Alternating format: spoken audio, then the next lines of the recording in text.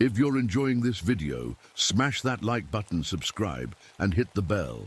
Share it with your friends and let me know in the comments where you're watching from. Every like and subscribe helps the channel grow. The trees moved last night.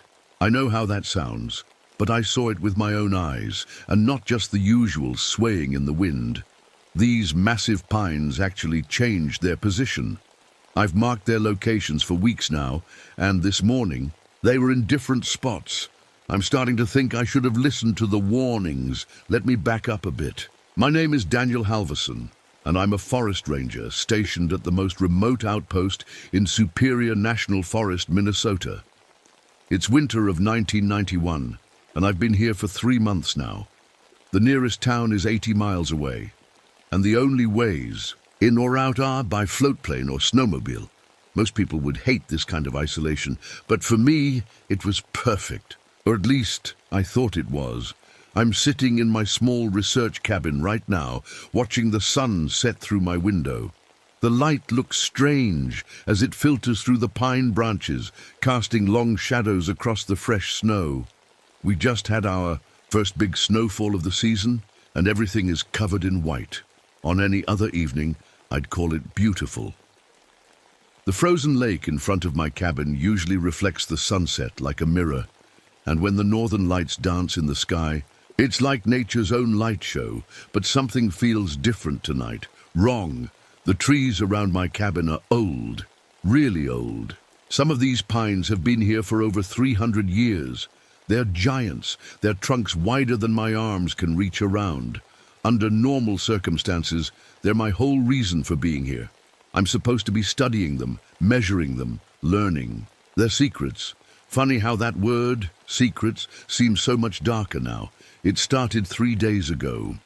I was doing my usual evening checks when I noticed something odd about the wind. You see, when wind blows through a forest, trees usually sway in random patterns. But these trees, they were moving together, like dancers in perfect sync. At first, I told myself it was just a trick of the light, or maybe I'd been alone too long. Then I started finding the footprints, not animal tracks or human boots. These were something else entirely, perfect circles in the snow, melted down to bare ground, even though the temperature hasn't gone above freezing in weeks. They always appear around certain groups of trees, the oldest ones in the forest. The smell is different too.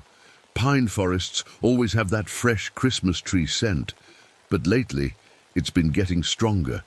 Sometimes it's so powerful it makes me dizzy, and at night, when the aurora lights up the sky in strange geometric patterns I've never seen before, I swear I can hear something that sounds like singing coming from deep in the forest. I should radio for help.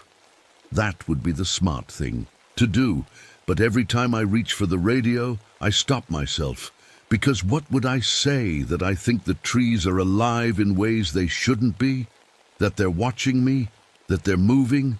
They'd think I was crazy, just like my colleagues at the university did when I tried to tell them about my theories on plant consciousness. But this is different. This is real. And as I sit here writing this, watching the last light fade from the sky, I can see them. The ancient pines outside my window, their branches swaying without any wind. Their bark looks different in the growing darkness. If I stare too long, the patterns start to look like faces. I know I should leave, but I can't. Not yet. Because despite the fear growing in my gut, I'm finally going to prove what I've suspected all along. These trees are more than just trees. I just hope I live long enough to tell someone about it. I guess if you're reading this, you should know more about me and how I ended up in this mess. Most people think forest rangers just walk around making sure nobody starts fires or litters, but I'm different. I'm a scientist, a botanist to be exact. That means I study plants, but my real passion has always been trees. I used to be a professor at a big university, had my own lab, taught students, the whole deal. But that was before everything fell apart. See, I had this crazy idea. or at least everyone thought it was crazy. I believed trees could talk to each other, not with words like we do, but through different ways, like sending chemical signals through their roots or using networks of tiny fungi underground to share information. I spent years studying this. I created special equipment that could measure the tiny electrical signals that trees send to each other. At first, my findings were amazing. I proved that when one tree was hurt by insects, it would warn the others. The other trees would then start making chemicals to protect themselves. It was like they had their own warning system. But then I found something that scared me. In some of the oldest forests, the signals were different, stronger, more complex. It was like finding out that what you thought was a simple conversation was actually an entire hidden language. The older the trees, the more complex these signals became. When I tried to tell my fellow scientists about this, they laughed, called me tree whisperer behind my back, said I was seeing things that weren't there. The university made it clear. Either I stopped this line of research or I had to leave, so I left. The Forest Service job was supposed to be my fresh start. When they offered me this posting in the Superior National Forest, studying some of the oldest pine stands in North America, it felt perfect. Finally, a chance to prove I was right all along. The research station they gave me is small, but has everything I need. My equipment fills most of the space. Machines that measure electrical activity in plants, devices that record the chemical changes in the soil, and my pride and joy, a custom-built system that can track the patterns of how trees share resources through their root networks.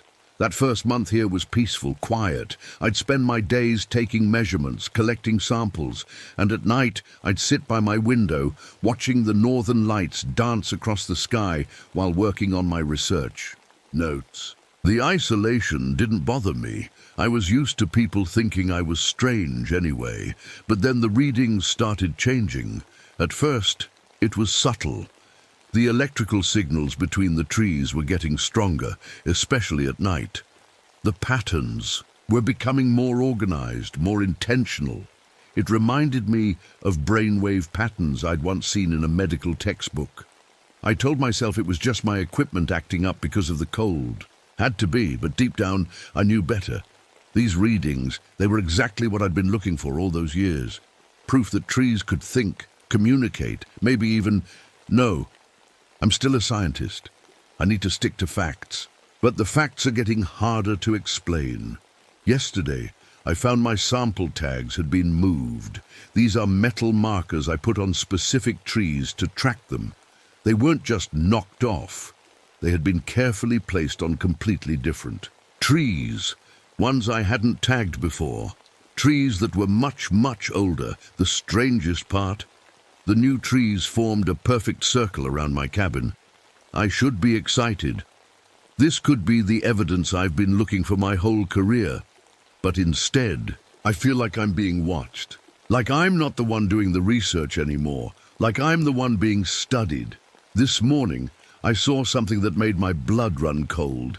I was doing my usual walk through the forest, checking my equipment, when I came across one of the oldest, in pines in my study area. Something about it looked wrong. I took a few steps closer, and that's when I realized what I was seeing. The tree's roots were exposed, sticking out of the ground like giant fingers. But that wasn't the scary part. The scary part was that there was no dirt around the roots, no sign of erosion or wind damage. It was like the tree had pulled its own roots out of the ground, and it wasn't just that one tree. As I looked around, I noticed others, all of them ancient pines, with their roots partly lifted from the soil. They formed a kind of path, leading deeper into the forest. I should mention something else that's been happening. The snow around certain groups of trees has been melting in perfect circles, even though it's well below freezing. I've checked the temperature of these spots with my thermometer. They're actually colder than the surrounding area, which makes no sense at all. The snow shouldn't be melting, but it is. The animals are acting strange too. Yesterday I saw a group of deer standing in a circle around one of the older groves. They weren't moving, weren't eating, just standing there, staring at the trees. When I got closer, they didn't run away like deer usually do. They slowly walked away, but kept looking back over their shoulders like they were watching something.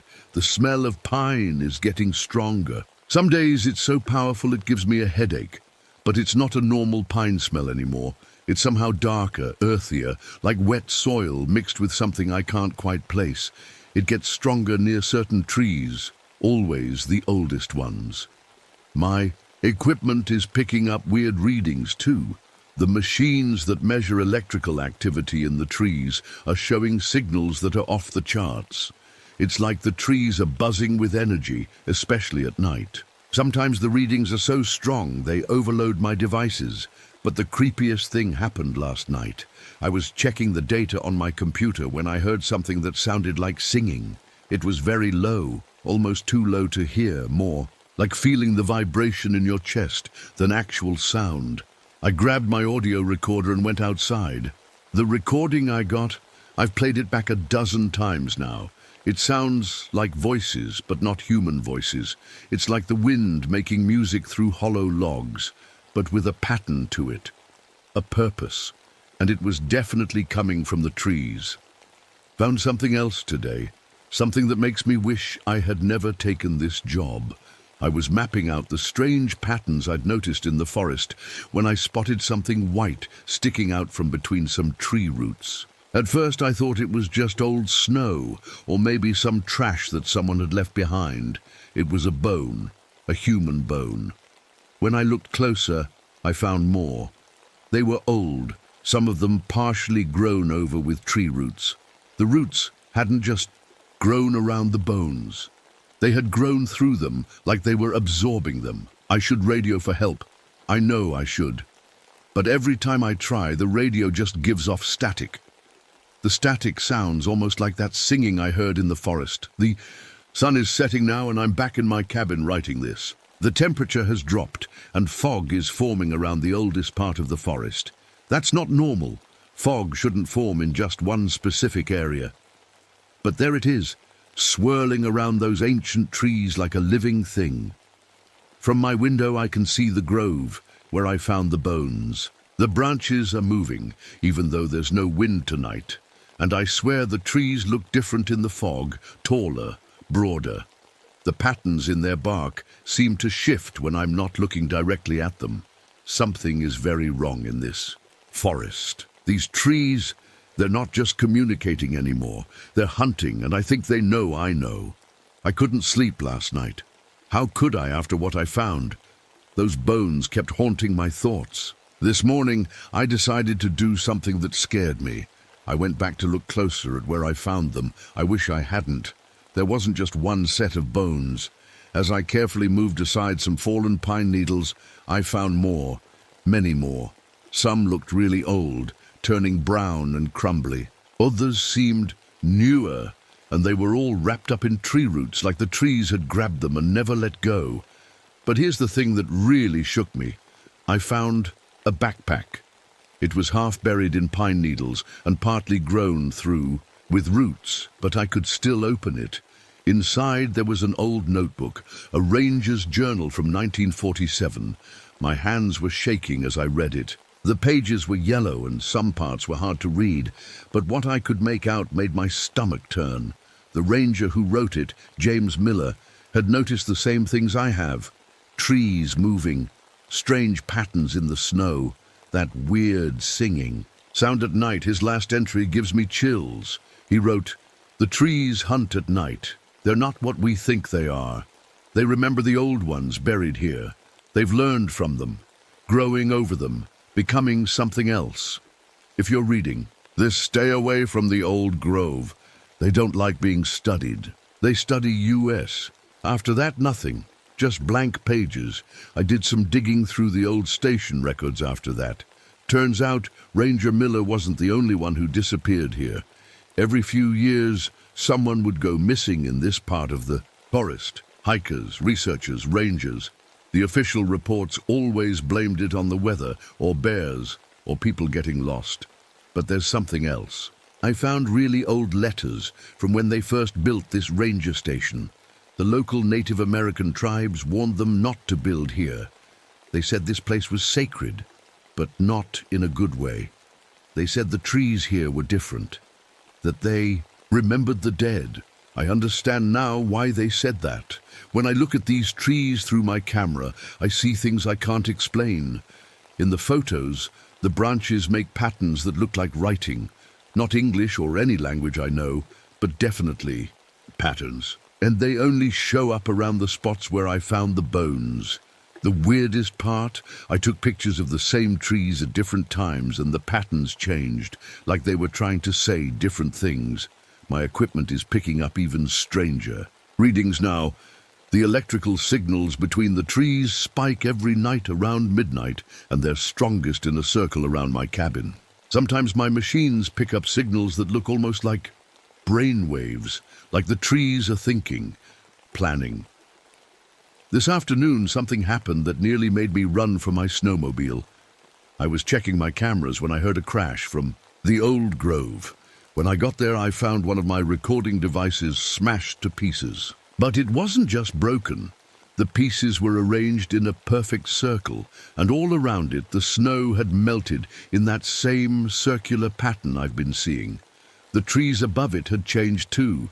Their branches were all pointing down at the broken machine, like fingers pointing at something they didn't like. I'm writing this now from my cabin. The sun is setting again, and the fog is rolling in, but tonight it's different. The fog is forming shapes. When I look directly at them, they disappear. But from the corner of my eye, I swear I can see them. Figures walking between the trees, tall, thin figures that look like they're made of bark and branches. The singing has started again too. It's louder tonight. And now I understand what Ranger Miller meant in his journal. It doesn't sound like singing anymore. It sounds like words. Ancient words in a language that no human was meant to hear. My radio is dead now, just static. But in the static, I hear that same sound, those same words. The trees aren't just communicating, they're not just hunting, they're waking up. And I think they've been waiting for someone like me. Someone who could understand them, someone who could hear them. I should leave. Every logical part of my brain is screaming at me to get out of here, but I can't. Not yet. Because under the fear, there's something else. They're trying to tell me something. And God help me, I need to know what it is. I think I finally understand what's happening here. I wish I didn't. God, I wish I didn't. It started this morning. I was looking at the data from my machines again, trying to make sense of the strange patterns I've been seeing. That's when I noticed something I should have seen before. The electrical signals from the trees weren't random at all. They made a pattern, like a web or a network, with the oldest trees at the center, but it wasn't just any pattern. It looked exactly like a brain. I've seen pictures of brain scans before, how different parts light up when a person is thinking or feeling something. The pattern my machines picked up from the forest looked just like that. The ancient pines were like the center of the brain, and all the younger trees were connected to them, like branches of nerves spreading out through the forest. I had to know more. Even though every part of me was screaming to run, I grabbed my equipment and went out to the old grove. The fog was still there, swirling around the bases of the trees. The smell of pine was so strong it made my eyes water. That's when something strange happened with my equipment. The screen started showing numbers I'd never seen before. The electrical activity was off the charts, but it wasn't coming from just one tree. It was moving between them, through the ground, through the air, like thoughts passing through a mind. I took some soil samples, right where the roots of the oldest trees meet underground. Under my microscope, I saw something impossible. The fungi that usually connect tree roots, we call it mycelium, wasn't acting normal. It was growing, changing shape as I watched, making patterns, like it was trying to write something. Then I remembered something from the old ranger's journal about the trees, remembering the old ones buried here. I started digging through the station's historical records again, going back as far as I could. What I found made my blood run cold.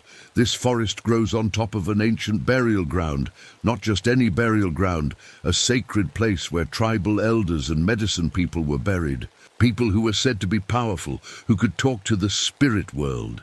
They were buried here hundreds, maybe thousands of years ago. The trees grew over them. Their roots grew through them. And somehow, over all those years, they absorbed something, knowledge, consciousness, maybe even memories.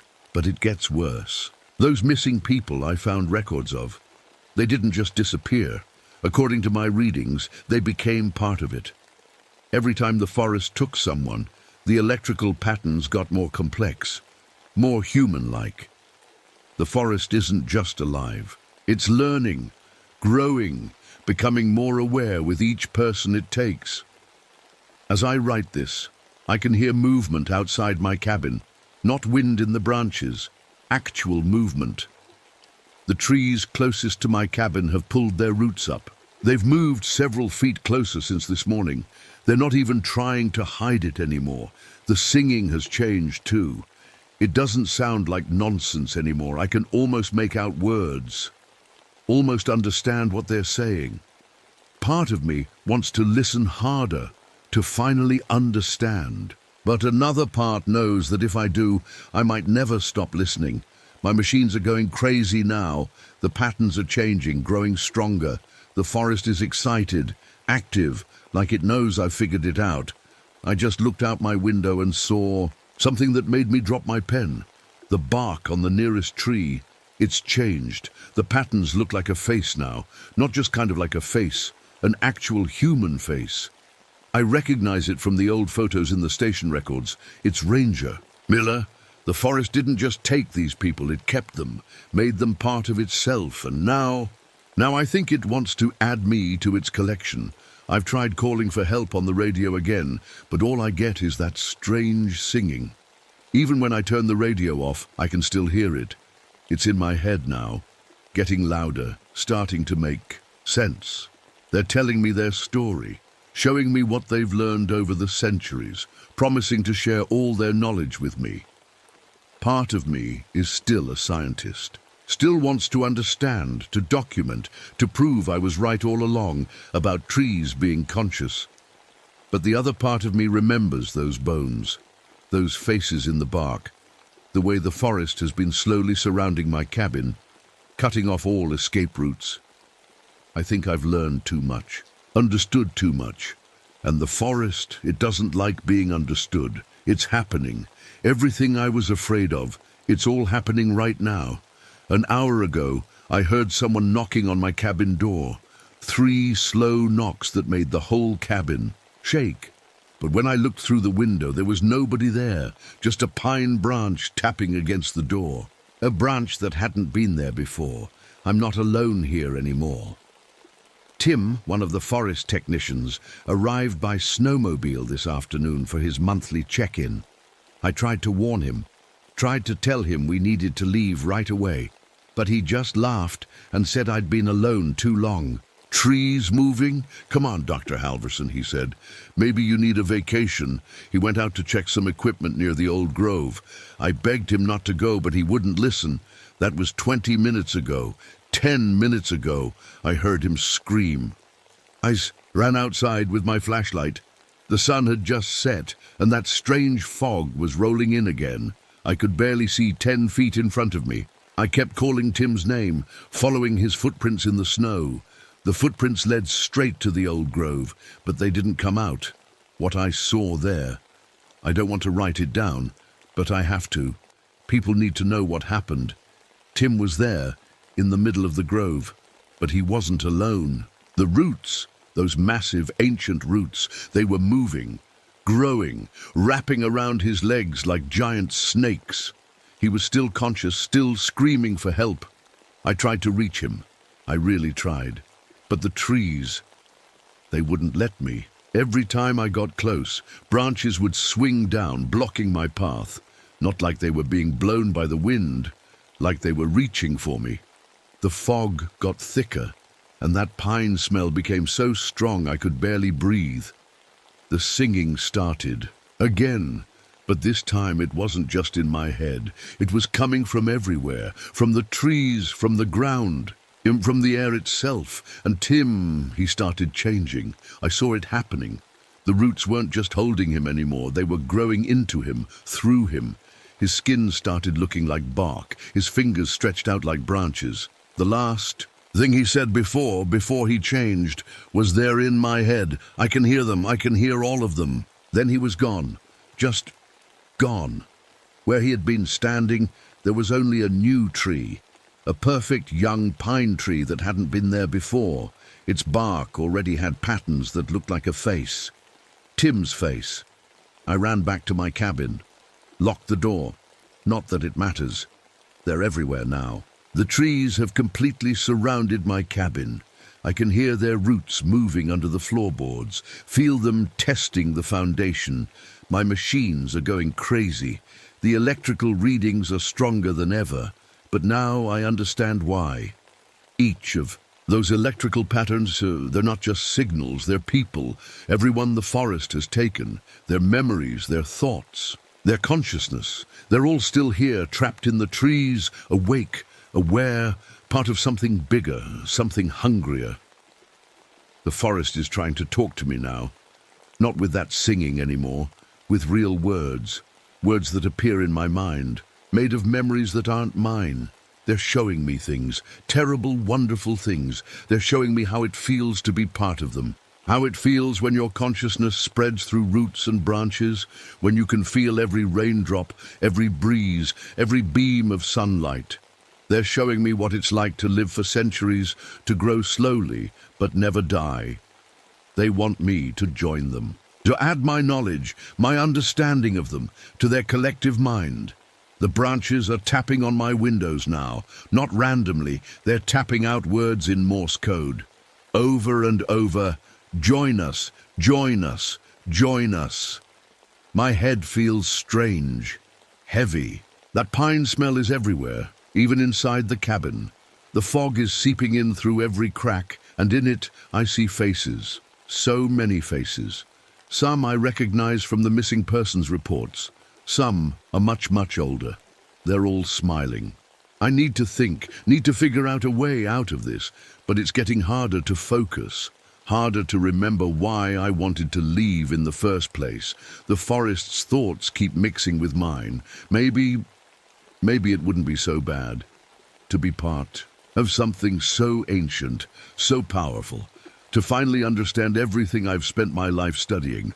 No, I can't think like that. That's them getting in my head. I have to fight it, have to stay myself. But the windows are cracking now, the door is creaking, and the roots under the floor are getting louder.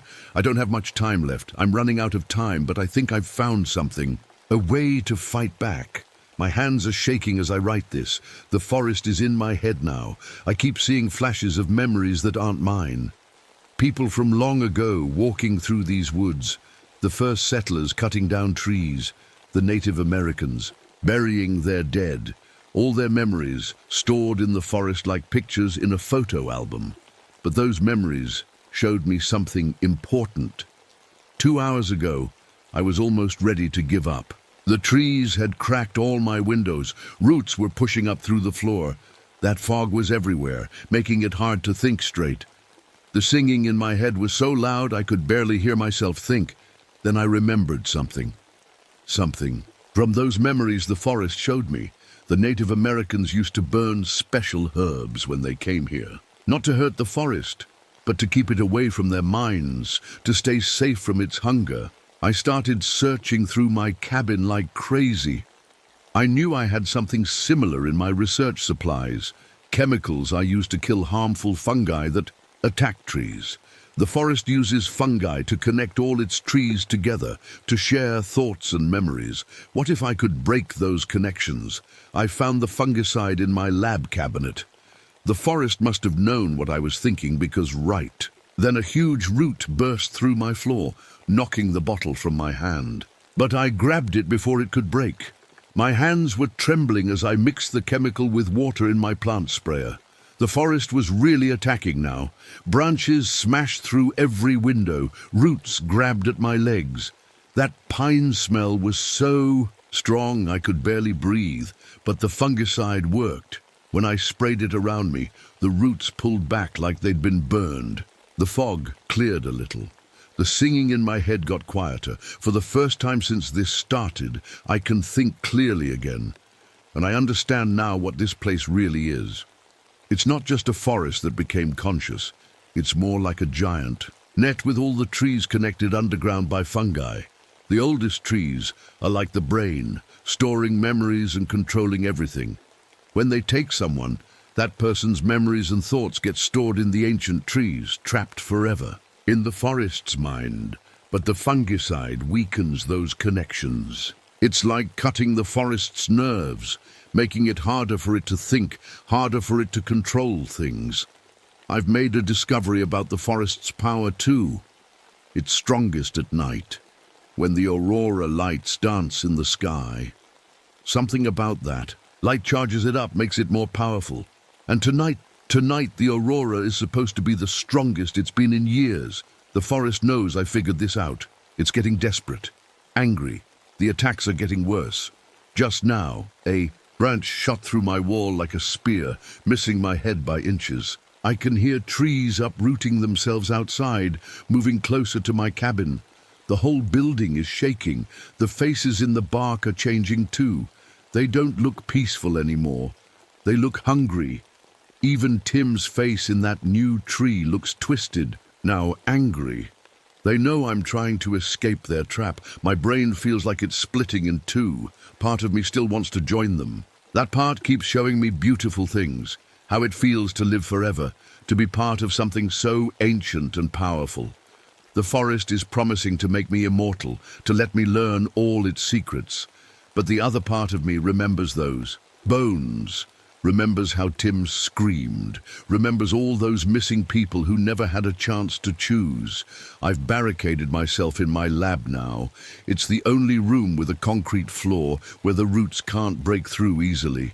I've sprayed fungicide everywhere, making a safe circle around me, but I only have one bottle left. The forest is trying a new trick. It's making the branches scrape against the walls in patterns that sound like words. You wanted to understand us. You wanted proof. We can give you everything you ever wanted to know. They're right. This is everything I tried to prove about Tree. In consciousness, I could be the one who finally shows the world the truth, but not like this, not by becoming another face in the bark. I have a plan, a desperate one. The lake is about 100 yards from my cabin. If I can reach it, maybe I can escape across the ice. The trees can't follow me there. Their roots can't grow through ice. But to reach the lake, I'll have to run through the heart of the forest, past all the ancient trees, past Tim, past all those hungry faces in the bark. The aurora lights are starting to glow in the sky. The forest is getting stronger. Soon it'll be strong enough to break through. My last defenses. I have to try to escape now before it's too late. If anyone finds this journal, stay away from the ancient pines. Don't try to study them. Don't try to understand them. Just run. I'm writing this from inside a hollow log near the lake's edge. My hands won't stop shaking. I can barely hold the pen. But I need to write down what just happened. In case I don't make it, someone needs to know. I made my run for it about an hour ago. I'd filled my pockets with what was left of the fungicide and wrapped my journal in plastic to keep it safe. The aurora lights were filling the sky with strange green patterns, making the snow glow. The forest was stronger than ever. The moment I stepped out of my lab, everything went crazy. The trees, they didn't just move. They ran, their roots ripped right out of the ground, and they came at me like giant walking monsters. Their branches reached for me like hundreds of hands, sprayed the fungicide in a wide arc around me. The trees it hit shuddered and pulled back, but there were so many of them. Too many. I ran as fast as I could through the snow. The forest was alive all around me. Trees that had stood in the same spots for hundreds of years were walking, running, chasing me. Their roots left deep tracks in the snow. Branches whipped at my face. That awful singing was so loud, it felt like my head would burst. Then I saw Tim's tree. It pulled itself right out of the ground and stood in my path. The face in its bark wasn't just a pattern anymore. It was really Tim's face, pushing out of the wood like a mask. His mouth opened, and he spoke in a voice made of creaking wood. "Join us, Daniel. It doesn't hurt. It's beautiful here." But behind his words I could hear him screaming. I ducked under his reaching branches and kept running. The fungicide was running out. My lungs were burning from the freezing air and that overwhelming pine smell. The forest was herding me, trying to drive me back toward the old grove. That's when I tripped. I fell face first into the snow, and before I could get up, the roots had me. They wrapped around my legs, my arms, my chest, started pulling me backward. The bark of the nearest tree split open like a mouth, ready to swallow me whole. But they made a mistake. They pulled me right past my research equipment, the stuff I used to measure electrical signals in trees. And seeing those machines gave me an idea. Trees might be able to think now, might be able to move, but they're still trees. They still follow the rules of nature. They need water and nutrients to move, to think, to live, and all that water in their cells. It freezes. I grabbed my equipment and ripped out the wires. The forest didn't understand what I was doing until it was too late. I jammed the wires into the nearest root and turned the power on full. The electrical current shot through the root system. In the freezing cold, the water inside the trees crystallized instantly. The roots holding me cracked and broke like glass. The forest screamed. Not just with one voice, but with hundreds. Every face in every tree was screaming as the freezing. Shock spread through their connected roots. I ran, harder than I've ever run in my life. The trees were still coming, but slower now, confused. Hurting. I could see the lake ahead, just 100 feet, 50, 20. Something caught my shoulder. A branch, sharp as a spear, pierced right through me. The pain was awful, but I was so close. I stumbled onto the ice, fell, crawled. Behind me, I could hear the forest's rage. The trees had reached the shore, but they couldn't follow me onto the frozen lake. Their roots couldn't break through the thick ice, but they had one last trick to try. The ancient pines at the shore bent together, pointing at me like arrows. And suddenly, all that knowledge, all those memories they'd collected over centuries, flooded into my mind at once. It was beautiful, terrible, overwhelming. Everything they'd learned, everything they'd seen, all trying to cram itself into my head at once. For a moment, I almost turned back. Almost walked right into their waiting branches. The memories were so beautiful, so tempting. Then I remembered Tim's face, remembered the bones, remembered the screaming I'd heard, hidden behind their sweet songs. I crawled on. The further I got from shore, the quieter their voices became. The memories faded. By the time I reached this hollow log at the far shore, I could think clearly again. But I'm not safe yet. Night is falling, the aurora is getting brighter, and I can see the trees moving along both shores of the lake, following me, waiting. They know I have to come off the ice eventually. The nearest town is 40 miles away. In this cold, with my injured shoulder, I don't know if I can make it, but I have to try. The forest is patient. It's waited centuries to be discovered. It can wait a little longer. I'm going to make a run for it soon. Head east through the woods. The trees are thinner there, younger, maybe too young to be part of the forest's consciousness. At least, that's what I hope. The sun has almost set. The aurora lights are painting the sky in ribbons of green and purple. Beautiful, but now I know their light is feeding the forest, making it stronger. This might be my last entry. If anyone finds this journal, remember, the trees are awake, they're hungry, and they're spreading. Official report, Superior National Forest Incident Investigation date, March 15th, 1992 status. Glassified, 3 months have passed since Dr. Daniel Halverson was found half frozen in the snow, 40 miles from his research station. The search team almost missed him. He was huddled under a fallen log, clutching a plastic-wrapped journal to his chest. His shoulder was badly injured, and he kept mumbling about the trees coming. The doctors said he was lucky to survive. Hypothermia, infection, and blood loss nearly killed him. But what happened next was even stranger. When they brought flowers to his hospital room, the plants grew wildly overnight, their stems twisting into strange patterns. They had to remove all plants from his wing of the hospital after several incidents. The doctors can't explain it, but anywhere Halverson goes, plants react to his presence. They grow too fast, too strangely, almost like they're reaching for him. His skin has changed too. Dark patterns have appeared, spreading across his body like tree roots or fungal growth. The patterns match exactly the neural network drawings. In his journal, we found his research station exactly as he described it. The cabin was destroyed, crushed by something massive. Deep tracks in the ground looked like tree roots had ripped themselves up, just as he wrote. But by the time we arrived, all the trees were back in their normal places, roots buried deep, as if they'd never moved at all. The only proof was in the patterns. When we took aerial photographs, the trees formed perfect geometric shapes that couldn't have happened naturally. And in certain areas, the bark of the older pines showed strange markings, patterns that looked eerily like human faces. We never found Tim Carter, the missing forest technician. His snowmobile was there, half buried in snow, but of Tim himself, there was no sign. Just a young pine tree growing in a perfect circle of melted snow, its bark bearing a pattern that looked just like Tim's face.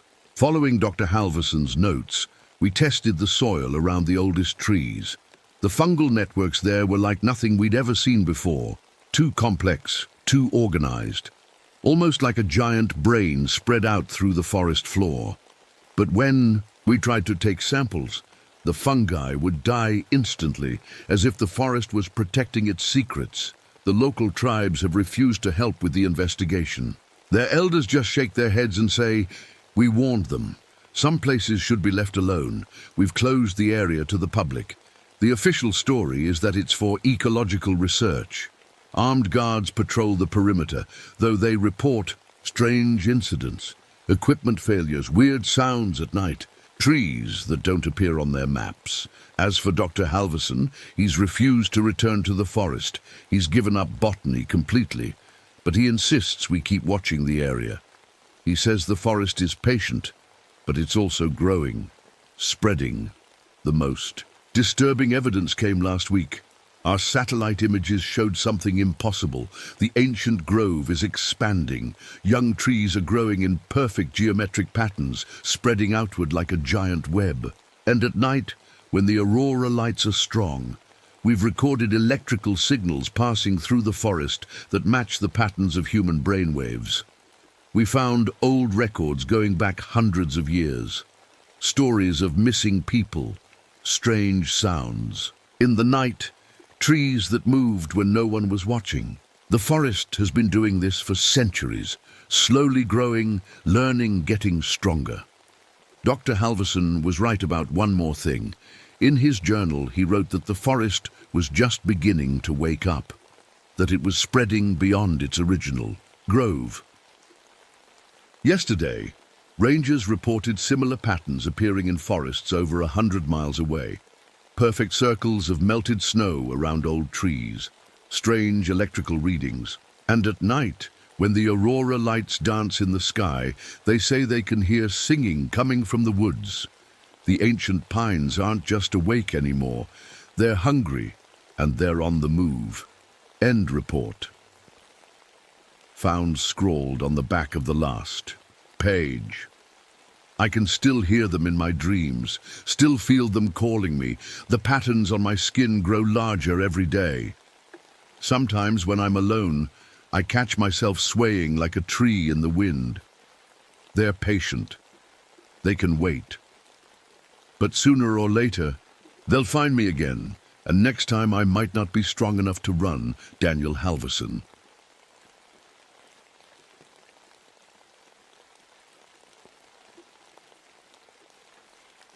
The morning my life changed forever started with a silence that shouldn't have been there. I've spent enough years in these woods to know when something isn't right. And that morning, everything was wrong.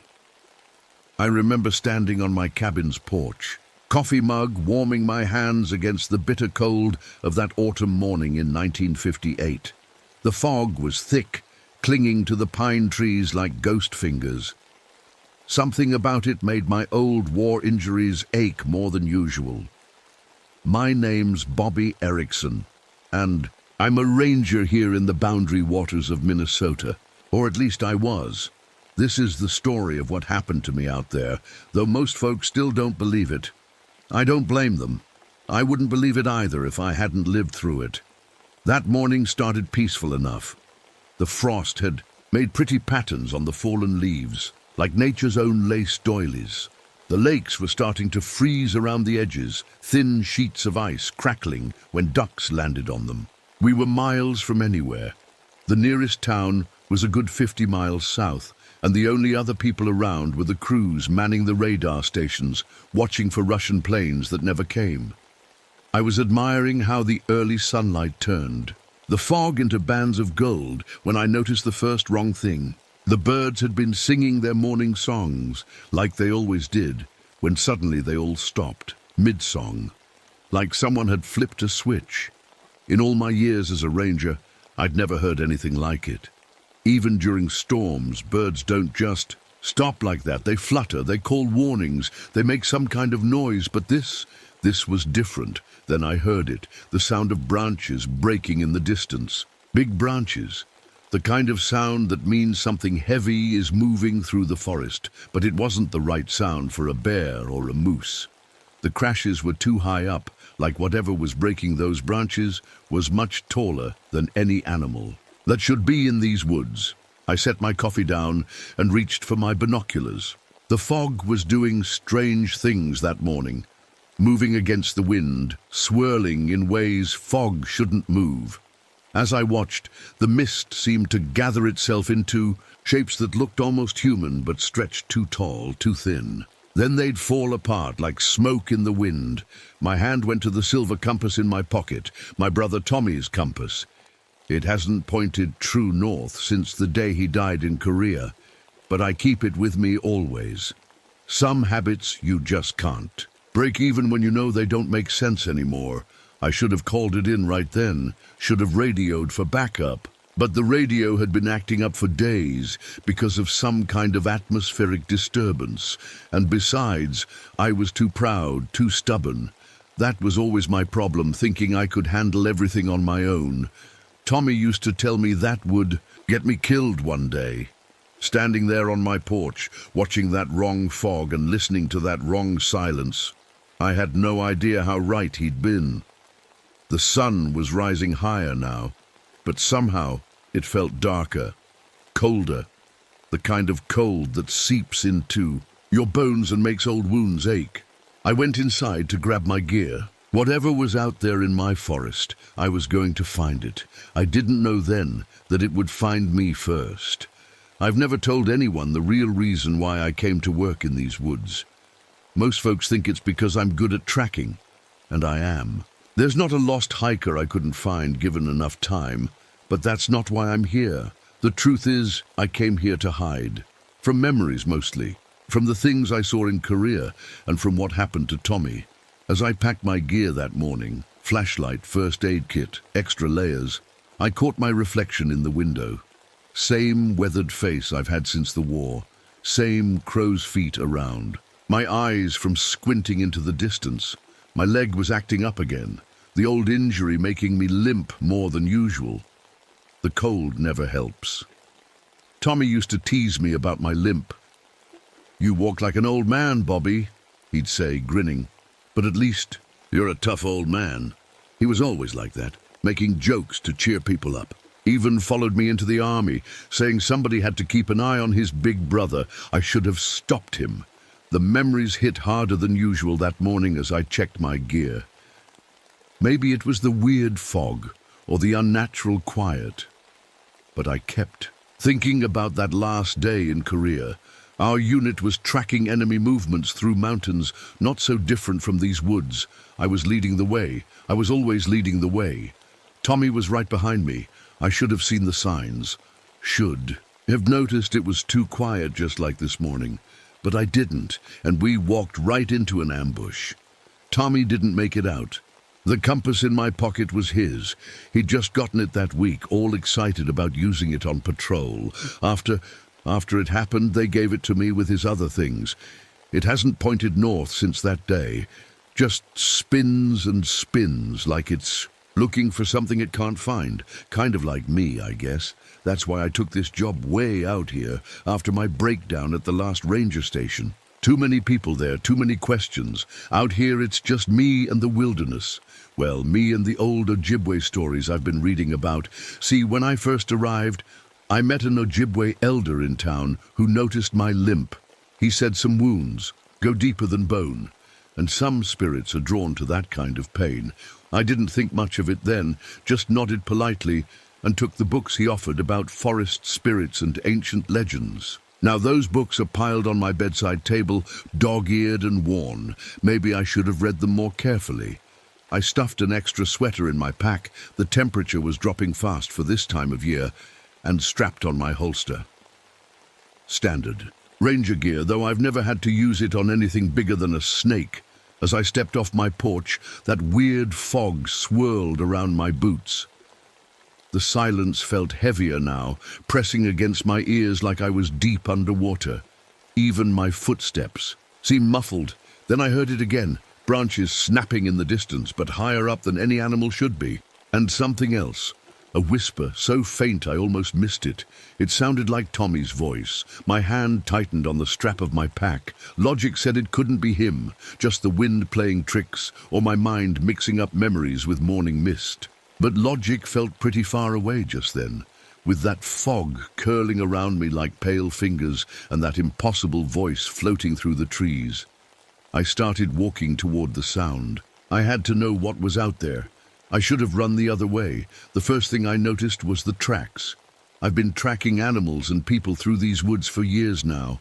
I know what deer prints look like, bear prints, even moose. But these were different. They looked almost human, like someone walking barefoot through the forest. But they were huge, twice the size of my boot, and each footprint had 6 toes. I crouched down to look closer, my bad leg protesting. The prints were fresh, the dirt still damp where whatever made them had passed. As I studied them, I realized something else was wrong. There were no other tracks anywhere. No rabbit prints, no deer trails, not even bird tracks in the mud. It was like every animal in the forest had just disappeared. That's when I smelled it. A weird, sharp smell like ammonia mixed with rotting leaves. It made my eyes water. The smell got stronger as I followed the tracks. After about an hour of walking, I came across Jim Harper's hunting cabin. Jim was an old friend who came up here every autumn. His truck was parked outside, covered in frost despite the early hour. "Jim," I called out but got no answer. The cabin door was open, swinging slightly in the breeze. Inside, everything looked normal at first. Then I noticed the details that made my skin crawl. There was a coffee pot still warm on the stove. 2 plates of half-eaten breakfast sat on the table, the eggs congealed but not yet dry. The fireplace still had glowing embers. Someone had been here very recently, but there was no sign of Jim or whoever had been with him. I pulled out Tommy's compass, more out of habit than anything else. The needle started spinning wildly, whirling around faster than I'd ever seen it move. A chill ran down my spine that had nothing to do with the cold. Back outside, I found my horse, Scout, where I'd left him tied to a tree. He was usually the calmest horse in the ranger service, but now he was stomping and snorting, rolling his eyes like he does during thunderstorms. When I tried to mount up, he wouldn't budge. Just kept backing away, ears flat against his head. That's when I saw the marks on the trees. They looked like claw marks, but they were wrong. Too high up, starting 12, maybe 15 feet off the ground. The bark was ripped away in long, deep gouges that couldn't have been made by any bear. The fog was getting thicker now, even though it was nearly noon. It should have been burning off, but instead it was getting darker, like twilight coming hours too early. The temperature was dropping so fast I could see my breath getting thicker in the air. "Bobby," I spun around so fast I almost fell. That voice? It was Tommy's voice, clear as day, coming from somewhere in the trees, but it wasn't just from one direction. It seemed to be coming from everywhere at once. "Bobby, help me." My hands were shaking as I pulled out my flashlight. The beam seemed weak in the thickening darkness. As I swept it across the trees, something caught my eye. A glint of metal under a bush. It was a camera, one of those expensive ones tourists bring up here to take pictures of wildlife. I picked it up, turned it over in my hands. The strap was torn, like it had been ripped off someone's neck. The camera was one of those new kinds that develops pictures right away. There were photos still stuck in the slot. My fingers felt numb as I pulled them out. The first few shots were normal, just trees and lakes. Then I got to the last photo. My blood turned to ice. There, at the edge of the frame between the trees, something was standing. Something tall, impossibly tall and thin as a dead tree.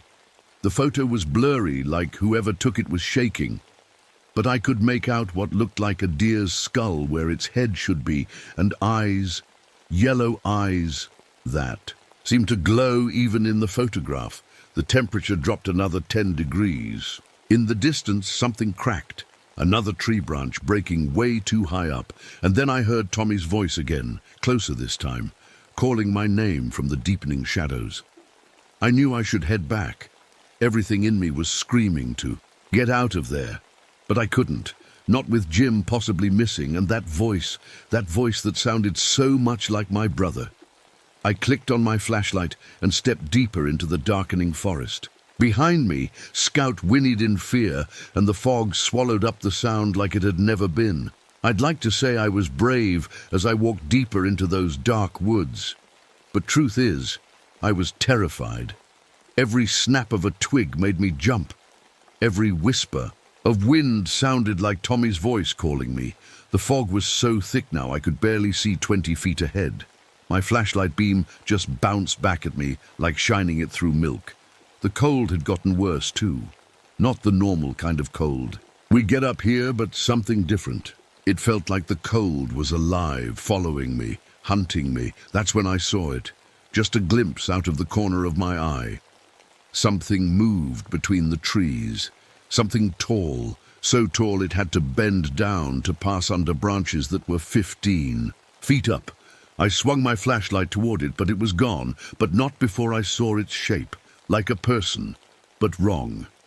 All stretched out, like a shadow getting long at sunset. And thin, thinner than anyone could be and still be alive. "Bobby, please," Tommy's voice again, this time from behind me.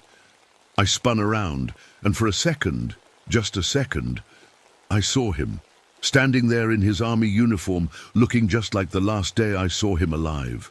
"Tommy!" My voice cracked. Deep down, I knew it couldn't be him, but seeing him there, he smiled at me, held out his hand. "I've been waiting for you, big brother." I took a step toward him before I could stop myself. Then I noticed something odd.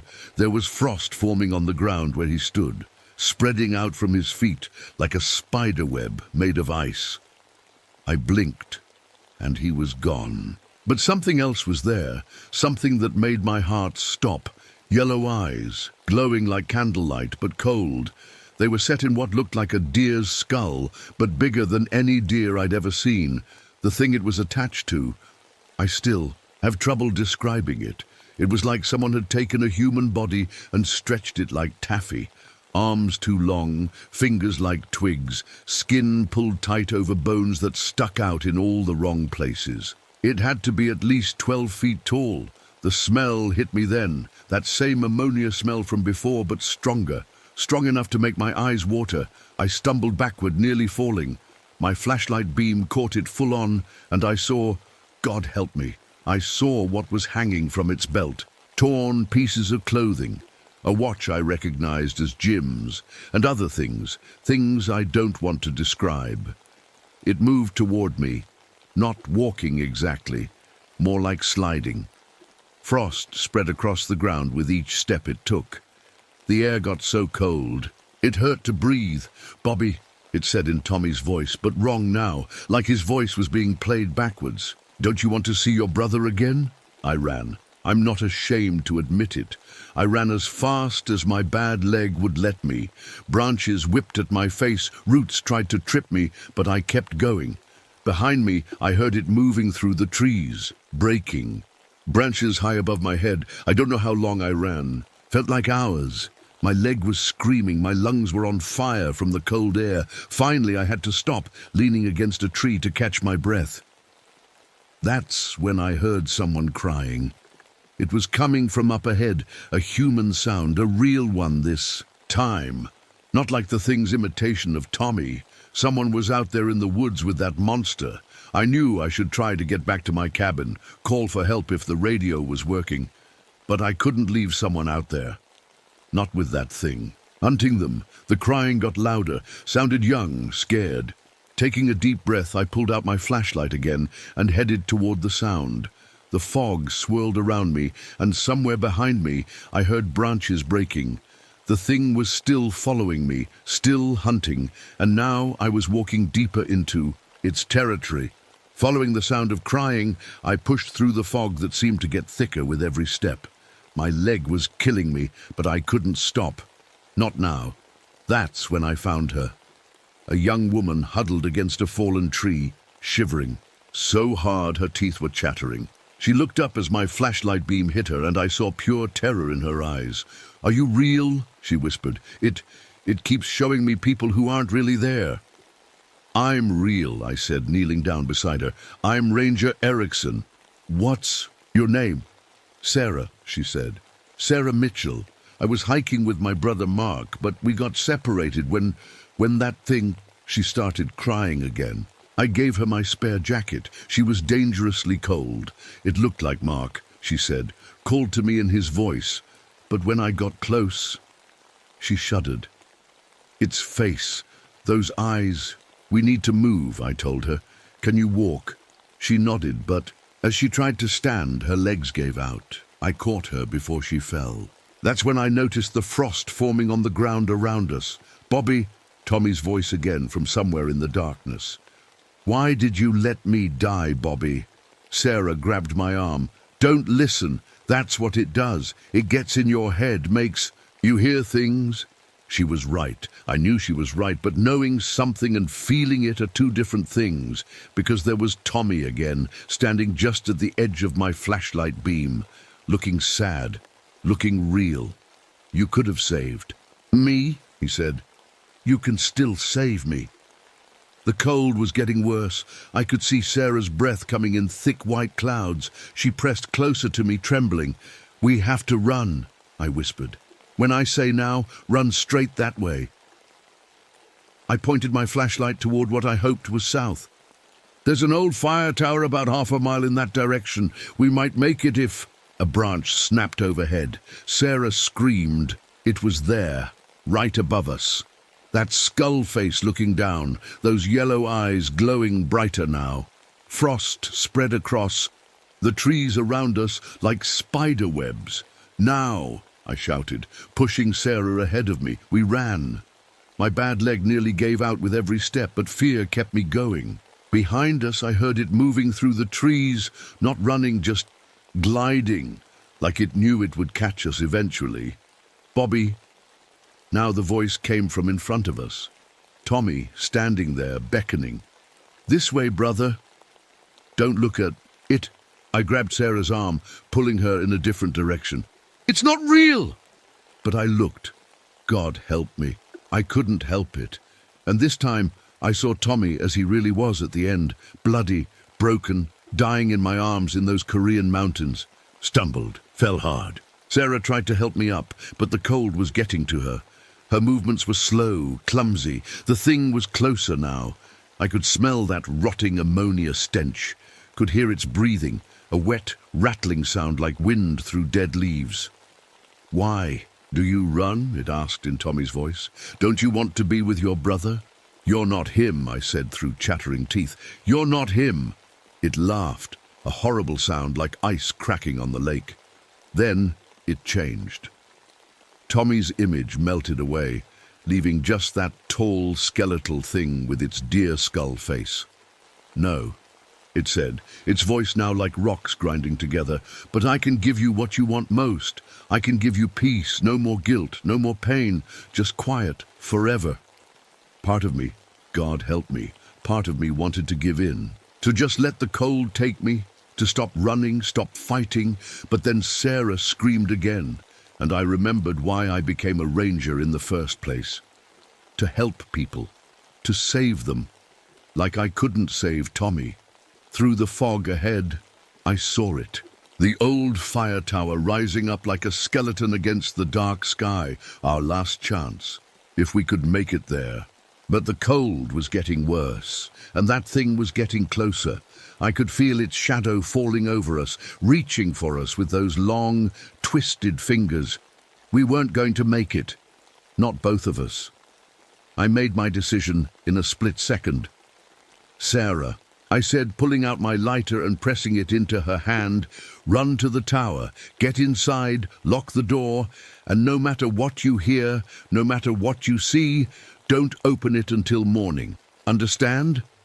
"What about you?" Her eyes were wide with fear. "I'll lead it away, give you time." I pushed her toward the tower. "Go, now!" She hesitated for just a moment, then ran. I watched until I saw her reach the tower door, then turned to face the thing that was hunting us. "Hey!" I shouted into the darkness. "You want me? Come and get me." It appeared right in front of me, so close I could smell its breath, like old meat left in the sun. Those yellow eyes stared down at me, and I saw something in them I hadn't noticed before. Hunger. Not just for food, but for pain, for suffering. "Brave Bobby," it said, using Tommy's voice again. "Always trying to save everyone, but you couldn't save me, could you?"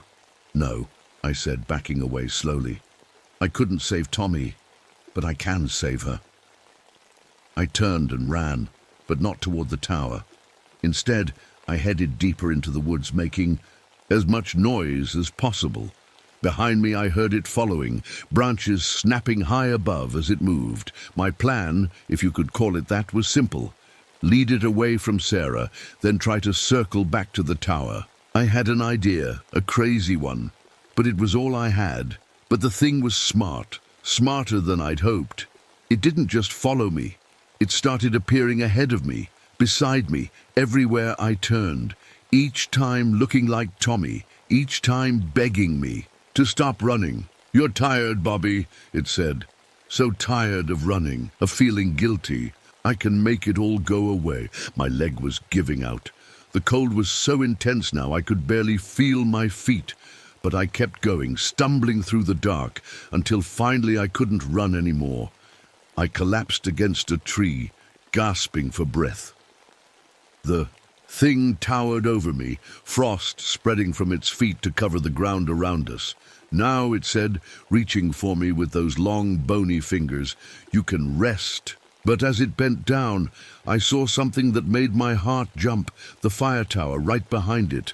I'd run in a circle without realizing it, and I still had my emergency flares. With the last of my strength, I rolled away from its grasp and pulled out a flare. The thing hissed as I lit it, the red light making its yellow eyes glow brighter. "You're right," I said. "I am tired. Tired of being haunted."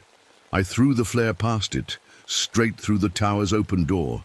The old wood inside, dry from years of disuse, caught immediately. The thing screamed, not with Tommy's voice now, but with a sound like winter wind howling through dead trees. It tried to back away from the growing fire, but I wasn't done.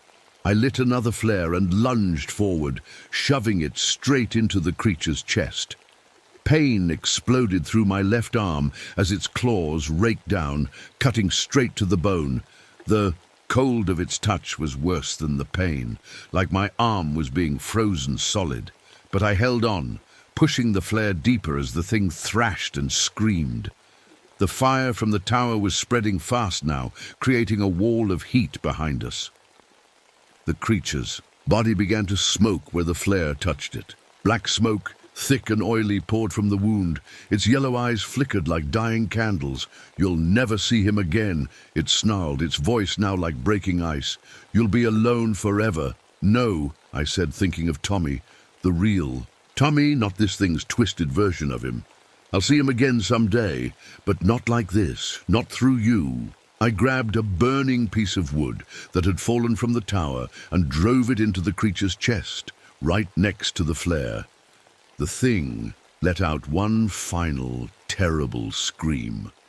Its body began to dissolve into black smoke, swirling up into the night sky.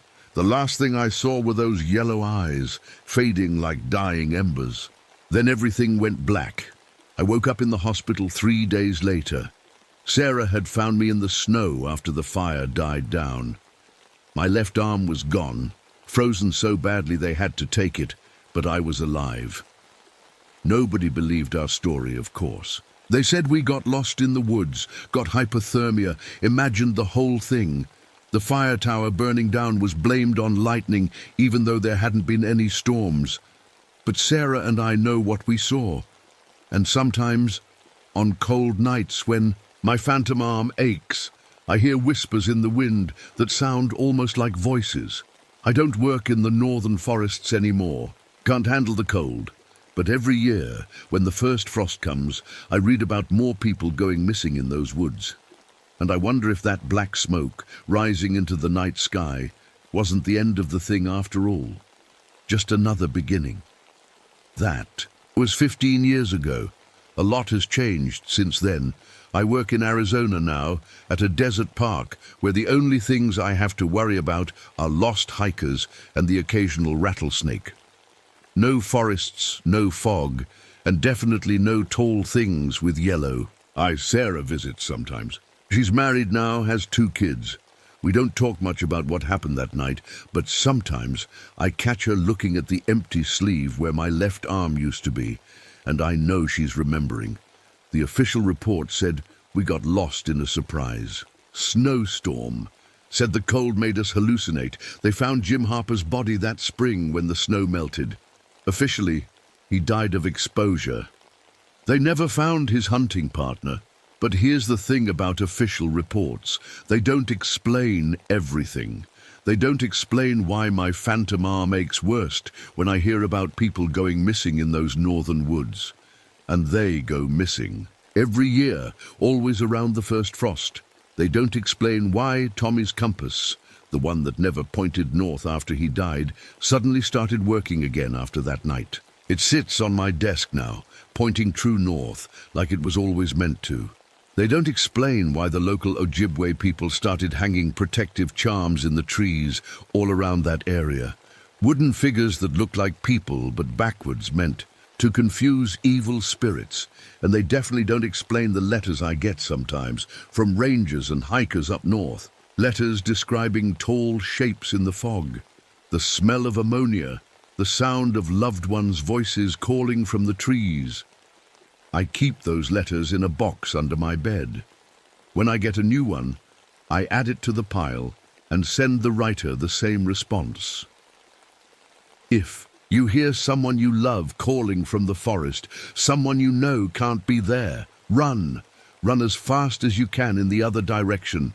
Don't look back no matter how real their voice sounds. And if you see yellow eyes watching you from the trees, get to somewhere warm and bright. Build a fire big as you can make it, because the thing in those woods, it's still there, still hunting, and it's patient. So patient. I know because every winter I get this feeling right where my left arm used to be. A cold feeling, like ice, forming under my skin. And sometimes in my dreams, I hear Tommy's voice calling me back to those woods. But it's not really Tommy. It never was. It's just the whispers in the pines, waiting for someone else who's lost something, someone else who's hurting, someone else who might stop running just for a moment when they hear a loved one's voice calling their name through the fog. So if you're ever up in those northern woods, and the fog rolls in thick and strange, and you hear someone calling you. Don't answer, just run. Run until you can't hear the whispers anymore. I seal every letter the same way, with Tommy's old compass printed in ink at the bottom, its needle, pointing true north, a reminder that not all lost things stay lost, and not all found things should be found.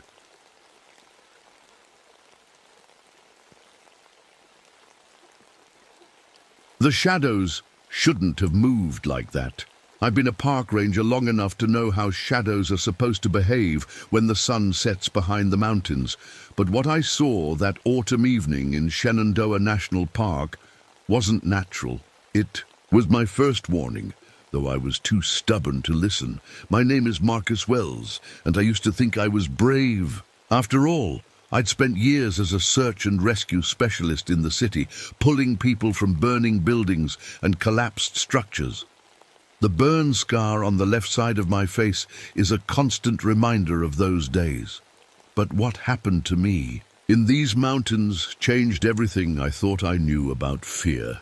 It was mid-October 1979 when my story began. The trees were showing off their best colors. Bright reds, oranges, and yellows everywhere you looked. The kind of view that makes you stop and stare, forgetting all your worries for a moment. The air was crisp, carrying that sweet smell of fallen leaves, and the sky was that perfect shade of blue you only get in autumn. I'd taken this job at Shenandoah to escape the city and its memories, especially the nightmares about the Hamilton building collapse, where I'd been trapped in the rubble for 6 hours. The wilderness was supposed to be my fresh start. No tight spaces, no falling concrete, just open sky and endless forests. I even kept a piece of that collapsed building in my pocket, a small chunk of concrete to remind me why I left. That evening, I was walking my usual trail near Shadow Ridge. Yes, I know the name should have been a clue.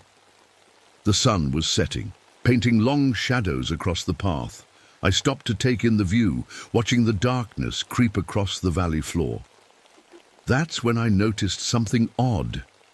There was this one shadow, cast by an old oak tree, while all the other shadows were shifting normally as the sun moved. This one stayed put, just for a few seconds, but long enough to make me blink and look again. By then, it was back to normal, and I told myself I was seeing things. Stress, maybe. Tiredness from a long day of hiking. But then I heard something that made my skin crawl. Rustling leaves, but not from the wind. It was too rhythmic, too deliberate, like footsteps but not quite right. When I turned to look, the trail behind me was empty. Completely empty. No birds, no squirrels, nothing. In a forest that should have been full of life, there was only silence. I pulled out my flashlight even though there was still plenty of daylight left. Old habits from my rescue days, I guess. That's when I noticed the mist.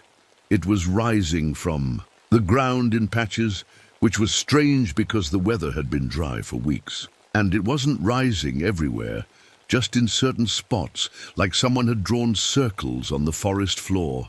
I should have turned back right then, should have radioed in, reported something suspicious. Instead, I did what I always do when I'm scared. I pushed forward. That's my problem, you see. I can't back down, can't show fear. It's what made me good at my old job, and it's what nearly got me killed in these mountains. As I walked deeper into the woods, the shadows grew longer, darker. The temperature dropped faster than it should have, and somewhere in the distance, I heard what sounded like whispers. Not wind through leaves, not animal calls, but actual whispers. Words I couldn't quite make out, in voices that didn't sound quite human. I checked my watch, 5:47 p.m. Sunset wasn't due for another hour, but somehow the forest was already dark as twilight. And in that darkness, I swear I saw something move. Something tall and thin, something that shouldn't have been there at all. That was just the beginning. If I'd known what was waiting for me in the caves beneath Shadow Ridge, I would have run and never looked back. But I didn't know. And that's why I'm telling this story now.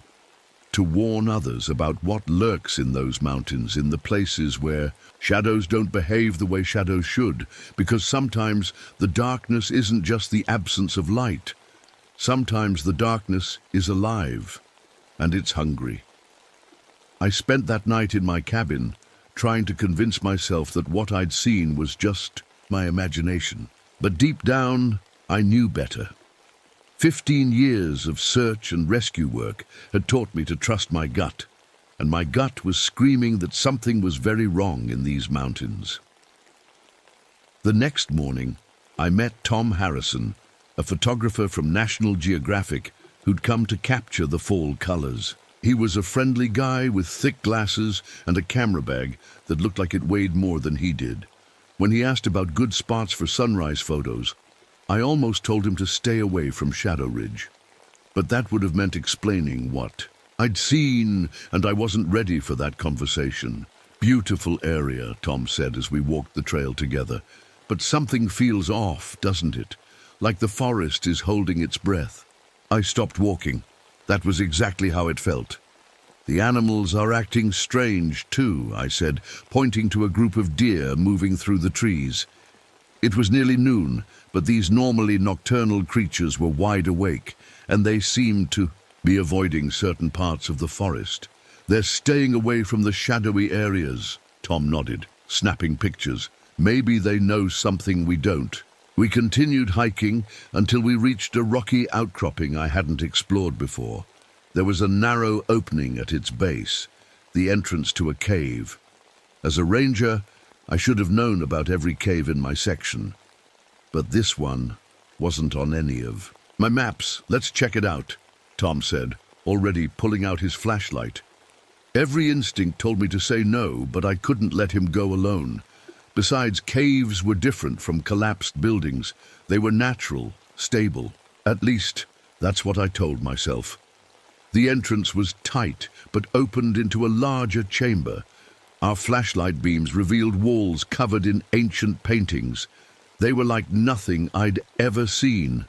Tall, skinny figures that seemed to be reaching up toward dots that might have been stars. But the strangest part was how the paint seemed to absorb our light, creating deeper shadows instead of being illuminated by it. "These look old," Tom whispered, taking photos. "Really old." That's when my flashlight started to dim. Not like a dying battery, more like something was drinking the light right out of it. Tom noticed his camera was having trouble too. Every picture came out darker than it should have, with strange shapes in the backgrounds. We went deeper into the cave system, and that's where we found them. Backpacks. 3 of them, lined up against a wall. They looked brand new, but the designs were at least 20 years old.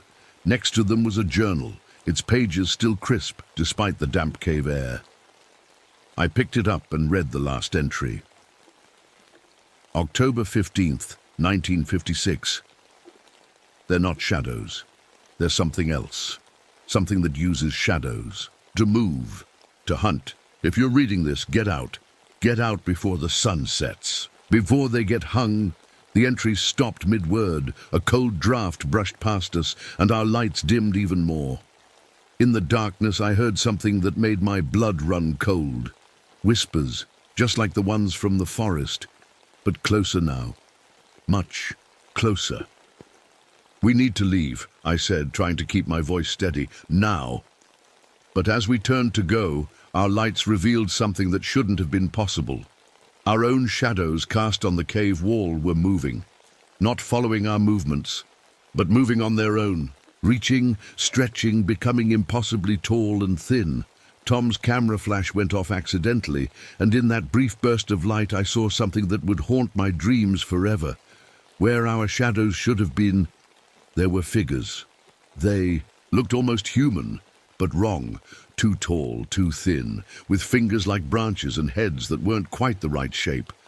We ran like hell, stumbling through the darkness as our lights grew weaker and weaker. Behind us, the whispers turned to something like laughter, echoing off the cave walls. We made it out just as the sun was setting. Tom was shaking so bad he could barely hold his camera. I wasn't much better. "The photos," he said, checking his camera with trembling hands. "We need to see what I caught on film." But we both knew we'd have to wait until tomorrow to develop them. And somehow, I knew that what we'd find in those pictures would only be the beginning of our nightmare. As we walked back to the ranger station, I noticed something that made my stomach turn. The piece of concrete in my pocket, my reminder of why I'd left the city, was ice cold. And when I held it up to the dying light, I could have sworn I saw something moving inside it, like a shadow trapped in stone. The sun was almost gone. Now, and in the growing darkness, every shadow seemed to be watching us, waiting, hungry. That night, neither Tom nor I could sleep. We stayed in my cabin, every light burning bright. I'd never been afraid of the dark before, but now every shadow made me jump. Even the shadow of a coffee mug on my desk seemed to stretch a little too long, move a little too much. "We need to develop these photos," Tom said, clutching his camera like a lifeline. "There's a dark room at the ranger station, right?" I nodded. The sun was just coming up, painting the sky pink. It felt safer in the daylight. But that feeling wouldn't last long. The ranger station's darkroom was small, but had everything we needed. As Tom worked with his chemicals and paper, I paced outside. Every minute felt like an hour. Finally, he called me in. "Marcus," his voice shook, "you need to see this." The photos were laid out on the table. At first glance, they looked normal, just pictures of the cave and its paintings. But in the background of every single one, there they were. Tall, thin figures, their bodies bent at impossible angles. In some photos, they seemed to be reaching for us. In others, they were watching, waiting, but the worst photo was the last one. It showed Tom and me running from the cave. Behind us, our shadows weren't following our movements. Instead, they were standing straight up on the cave wall, their arms stretched out toward us, fingers like long, sharp branches. "This can't be real," I whispered, but I knew it was. The concrete piece in my pocket felt heavier than ever. That's when we heard someone banging on the station's door. It was Sarah Martinez, one of our most experienced hikers. She looked terrified. "My daughter," she gasped. "Jenny's missing. We were camping near Shadow Ridge and she just disappeared, right in front of me." My heart sank. "What happened?" She was playing with her shadow. You know how kids do, making shapes on the tent wall with her hands. But then Sarah's voice broke. Then her shadow grabbed her. It pulled her right through the tent wall. I know it sounds crazy, but I swear that's what happened. Tom and I looked at each other. We knew it didn't sound crazy at all. I grabbed my rescue gear, flashlights, ropes, first aid kit. Years of training kicked in, but this wasn't like any rescue I'd done before. How do you save someone from shadows? "I'm coming with you," Tom said, loading his camera with fresh film. "We need evidence of what's happening." We headed back to the cave, Sarah close behind. The forest felt different now.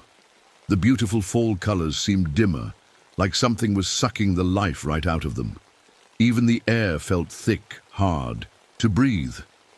As we approached the cave entrance, our flashlights started flickering again.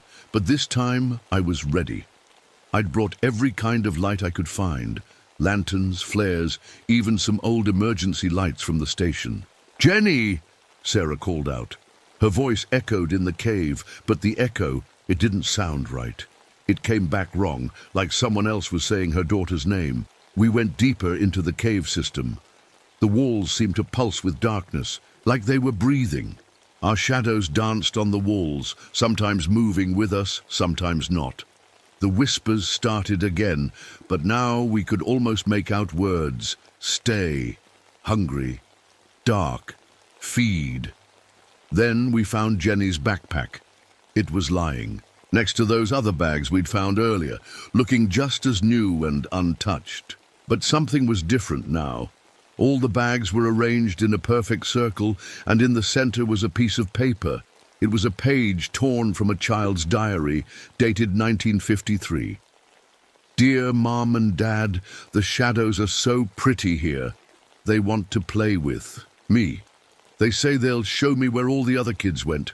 My hands were shaking as I read it. The writing looked fresh, like it had been written minutes ago, not decades.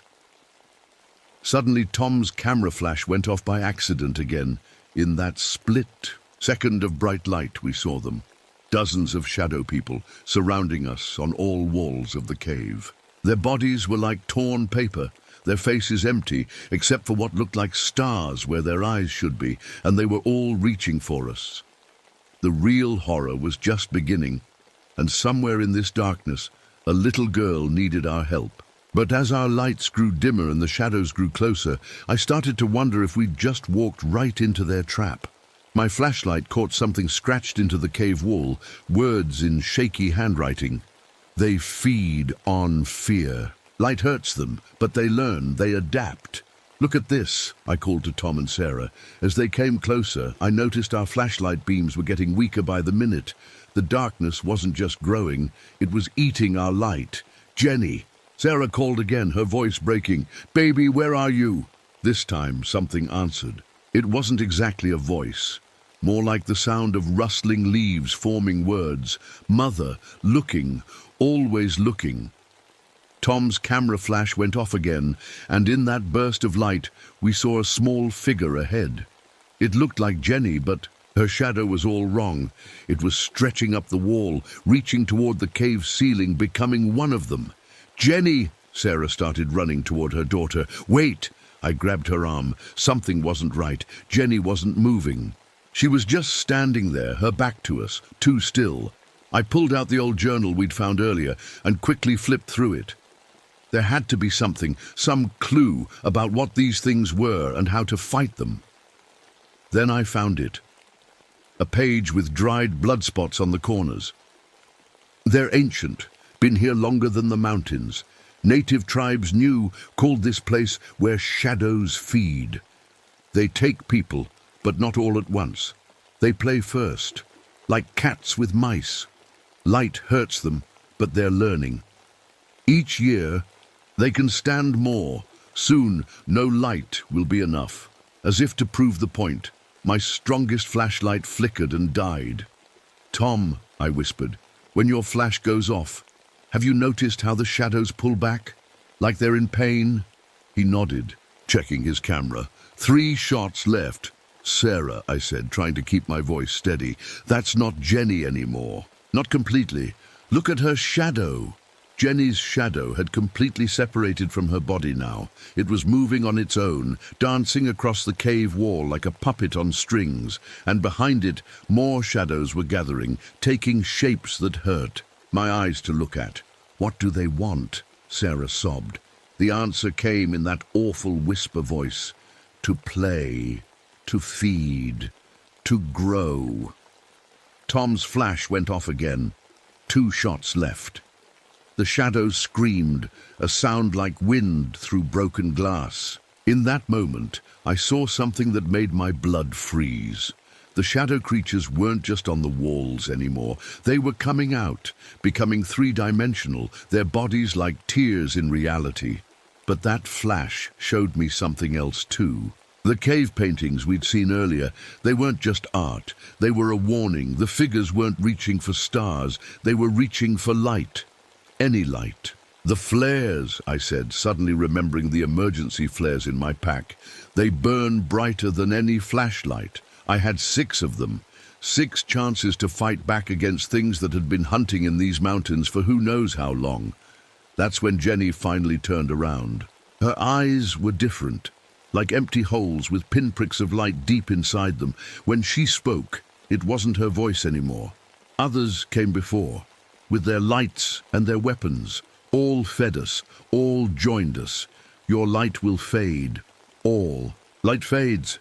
Tom raised his camera, 1 shot left. Sarah reached for her daughter, tears streaming down her face. And I realized we were running out of time. The shadows were closing in, moving faster now. They weren't just shapes on the walls anymore. They were like holes in the world, getting bigger, hungry for more than just darkness. I reached for the flares with shaking hands. The piece of concrete in my pocket felt like ice. And I finally understood why I'd kept it all this time. not as a reminder of my past, but as a warning about my future. Because sometimes the darkest places aren't in collapsed buildings or deep caves. Sometimes the darkest places are where the shadows come alive. And as I pulled out the first flare, I knew we were about to find out if anything could really stop them. The real question wasn't whether we could save Jenny. The real question was, could we save ourselves? My hands were shaking as I held the first flare. One wrong move and we'd be in total darkness. The shadows were everywhere now, moving like oil spills on the walls, ceiling and floor. "Jenny, honey," Sarah called out, her voice trembling. "Fight them, please." Jenny, or what used to be Jenny, tilted her head at an impossible angle. The pinpricks of light in her eyes flickered like dying stars. "Fight? But Mother, I am them now. We are all them now." Tom raised his camera for the last time. "Marcus, whatever you're going to do it now." I struck the flare. Red light exploded through the cave. The shadows shrieked and pulled back, their bodies ripping like paper in wind. For a moment I saw them clearly. Tall, thin beings made of pure darkness, with arms that split into dozens of branching fingers, but Jenny didn't move. The flare light showed her shadow stretching behind her, connecting her to the wall like a puppet to its strings. And those strings were pulling her deeper into the cave. "No!" Sarah lunged forward. I grabbed her just in time, where she would have stepped. The floor had turned to living shadow, a pit of darkness that went down forever. Tom's last camera flash went off. In that extra burst of light, I saw something that gave me hope. The cave paintings were glowing, just a little, like they were made with something more than just paint. "The paintings," I gasped. "They're not just warnings, they're weapons." I ran to the wall, holding the flare close to the ancient art. The paintings began to shine with their own light, soft at first, then brighter. The shadow creatures backed away, hissing like steam from a broken pipe. But then my first flare started to sputter. I lit the second one just in time. The shadows were learning, adapting. They stayed just at the edge of the light, waiting. Jenny was gone now, deeper in the cave, and more shadows were forming behind her. "We have to go after her," Sarah cried. "Wait," I said, an idea hitting me. "Tom, your camera flash, it's magnesium, right? Like the old-time photographers used?" He nodded, understanding in his eyes. "And your flares are magnesium-based too. The brightest man-made light there is..." I pulled out all my remaining flares. "If we set them all off at once, it could create a light bright enough to destroy them," Tom finished. "But there was a catch. To make it work, we'd have to go deeper into the cave, to their main nest, and someone would have to stay behind to light all the flares at once." I looked at the piece of concrete in my pocket one last time. All those years being afraid of tight spaces, of being trapped. Maybe this was why. Maybe everything in my life had led to this moment. "Sarah," I said, "when I give the signal, you and Tom run for the entrance. Don't stop. Don't look back." "What about Jenny?" she asked. "I'm going to get her, but you have to trust me." Tom handed me his camera bag. "The flash powder's in here. Be careful." I nodded, then struck another flare and started walking deeper into the cave. The shadows followed, drawn to my light like moths to a flame. Behind me, I heard Sarah and Tom getting ready to run. The cave went down and down. The shadows were all around me now, whispering, laughing. I saw other faces in the darkness, all the people they'd taken over the years. Jenny was there too, but she wasn't alone anymore. Finally, I reached a huge chamber. The walls were covered in shadow creatures, all connected, all moving together like one giant living thing. In the center was a pit of pure darkness. That's when I understood. They weren't just hiding in the shadows, they were making more darkness, growing it, feeding it. I put down my bag and took out all the flares. The shadow people watched, curious. They thought they knew what light could do. They thought they could handle it. They were wrong. "Hey!" I shouted, my voice echoing. You want to feed on something? Feed on this! I struck all the flares at once and threw them into the pit, along with Tom's flash powder and every light source I had. For a second, nothing happened. Then the Kutu world turned white. The light was brighter than the sun, brighter than anything I'd ever seen. The shadows screamed, not in pain, but in real fear. Now they knew how it felt. I closed my eyes, but it didn't help. The light burned through my eyelids, through everything. I felt the concrete in my pocket turn hot, then crumble to dust. The last thing I heard was Jenny's voice, her real voice, calling out, "Mommy?" Then the cave ceiling came down, and everything went dark. I woke up in the hospital 3 days later. The doctor said I was lucky to be alive. The cave-in should have killed me, but somehow I'd ended up near enough to the entrance for the rescue team to find me. My eyes were damaged from the light, burned so badly that I'd have to wear special dark glasses for the rest of my life. But that seemed like a small price to pay. Sarah was there when I woke up. She was holding Jenny's hand. The little girl looked normal now. No starlight in her eyes, no strange shadows following her movements. She didn't remember much about what had happened, and maybe that was for the best. They found the others, Sarah told me quietly while Jenny slept in. A chair nearby, all of them, behind a rock wall that collapsed in the cave-in. Some of the bodies, she paused, squeezing my hand. Some of them had been there for decades. At least their families can have peace now. Tom's camera survived, though most of his photos were destroyed. The few that remained showed only normal cave shadows, but he knew what we'd seen. We all did. The park officials sealed up the cave, saying it was too dangerous to leave open. They posted warning signs and blocked all the entrances with concrete. But sometimes, on cold nights, hikers say they can still feel cold spots near Shadow Ridge, places where the darkness feels just a little too deep. I quit my ranger job after that. My eyes couldn't handle the sunlight anymore anyway. But before I left, I went back to that first cave entrance one last time. The morning sun was bright, making me glad for my dark glasses. I looked at my shadow on the cave wall. It followed my movements normally, just like a shadow should. But just for a second, just as I was turning to leave, I thought I saw it wave at me, even though my own hand was still at my side. I walk with a flashlight now, even in daylight. I keep my house bright and never let the shadows grow too deep in any corner. Most people think I'm just strange, maybe a little paranoid after whatever accident hurt my eyes. But Sarah understands. So does Tom. And sometimes, when Jenny visits with her mum, I see her looking carefully at her shadow, making sure it's still behaving like it should. We never talk about what happened in those caves. Who would believe us?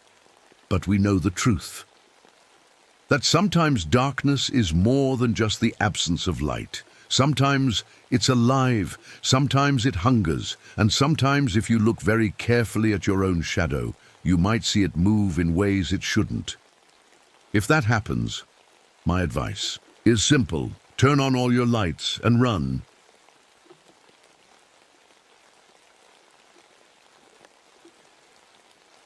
The first time I heard the silence, I should have run. But when you've spent 15 years working in the wilderness, you start believing you can handle anything the forest throws at you. I was wrong. Dead wrong. My name is Deborah Westlake. Deb to everyone who knows me. And I've been a forest ranger longer than I was a sound engineer for rock bands. That was my old life, before a horrific accident at a concert left me deaf for 6 months. When I finally got my hearing back, I couldn't stand the chaos of city life anymore. Every sound felt like needles in my ears.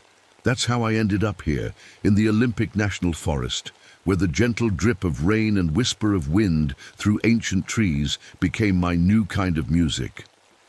Spring came early that year, 1985. The kind Of spring, where the fog hugs the mountainsides like a clingy ghost and the rain never really stops. It just takes breaks to think about falling harder. I loved it though. The constant drip, drip, drip from the massive trees was like nature's metronome, keeping time as I made my morning rounds. I was different from the other rangers.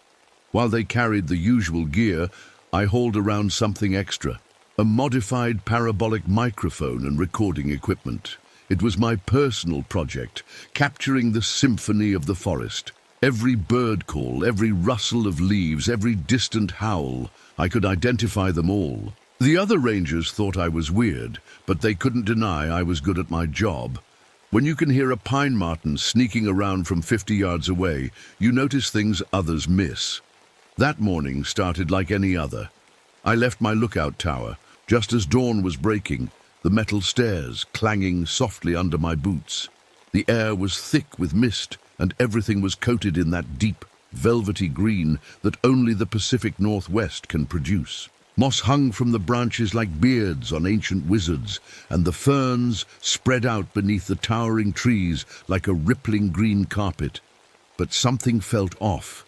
I didn't notice it right away. It crept up on me slowly, like a shadow growing, longer as the sun sets.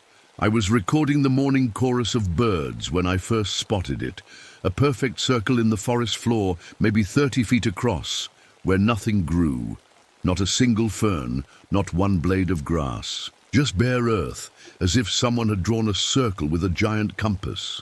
That was strange enough, but what really got me was the sound, or rather the lack of it. As I approached the circle, the usual forest sounds began to fade, like someone was slowly turning down nature's volume knob. The bird calls, the insects, even the eternal drip of water from the canopy above. Everything just stopped. I'd seen some weird things in my years as a ranger, but this was different. My hand tightened around my recording equipment as I stepped closer to the edge of the circle.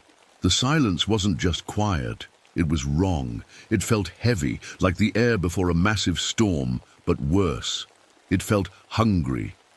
I didn't know it then, but that circle was just the beginning. I had no idea that my precious forest was hiding something ancient and terrible. Something that would make me wish I'd never gotten my hearing back at all. Something that knew I was listening and, worse still, was listening back. If I'd known what was coming, maybe I would have packed up my gear and left that very morning, but I didn't. Instead, I did what any good ranger would do. I marked the location on my map and started taking notes. After all, part of my job was investigating unusual phenomena in the forest. The Park Service had recently asked me to look into some strange seismic readings in the area. I figured this might be related. As I crouched at the edge of that dead circle, scribbling in my notebook, I heard something that made my blood run cold. It wasn't a sound exactly, more like the memory of a sound, or maybe the promise of one. A vibration so low, it made my teeth ache and my stomach turn. I switched on my recording equipment, hoping to capture whatever it was. But when I played it back, all I heard was static and a weird, pulsing tone that made me feel dizzy. That should have been my second warning. But by then, I was already too curious, too invested, and honestly, too stubborn to walk away. I had no way of knowing that my curiosity would nearly cost me my life, or that my beloved forest was about to become a nightmare I couldn't wake up from. Sometimes I wonder if the entity was already watching me that morning, sizing me up, planning how it would use my own ears against me. But that's getting ahead of the story. First, I need to tell you about the other circles I found, and the strange things that started happening to my equipment, about the trees that sang when they shouldn't, and the animals that stopped moving but didn't die. About how the forest itself seemed to be trying to warn me, right up until the moment everything went terribly, horribly wrong. Over the next few days, I found more of those circles. Each one was exactly the same size, and each one had that same heavy silence hanging over it. But what really got to me was how they were arranged. Like someone had drawn a giant pattern across the forest floor. I marked each one on my map, and when I connected the dots back at my tower that night, they made a perfect hexagon. That's when the hair on the back of my neck started to stand up. I tried to be logical about it. That's what rangers do. We look for reasonable explanations. Maybe it was something in the soil, or underground gas pockets, or even some kind of fungus. But none of those explanations felt right, especially after what happened with my recording equipment. It started with the batteries.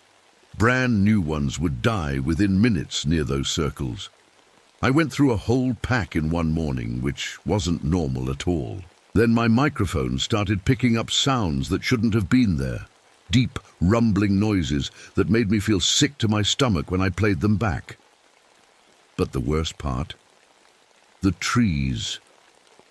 I found the first one on a cloudy Tuesday morning, a massive old Douglas fir with its bark stripped off in perfect geometric shapes, like someone had carved a pattern into it. The exposed wood looked ancient, grey and weathered, even though the tree had been healthy just days before. When the wind blew through it, it made a sound like someone humming a tune just at the edge of hearing. I'm not easily spooked. You can't be in this job. But when I found a group of deer just standing there completely still, like they were frozen in time, I almost radioed for backup. They were breathing, their eyes were moving, but they wouldn't respond to anything. Not to noise, not to touch, nothing. They just stood there, staring at something I couldn't see. The birds noticed it too. Usually they have their regular flight paths, especially during migration season. But now they were flying in circles over certain areas of the forest, like they were caught in invisible whirlpools in the sky. I'd never seen anything like it in all my years as a ranger. My radio started acting up too. Sometimes it would work perfectly fine, and other times all I'd get was static and these weird echoing sounds that almost seemed like words played backward. The other rangers thought I was making it up when I reported it. But I knew what I was hearing. After all, I'd spent years working with sound equipment.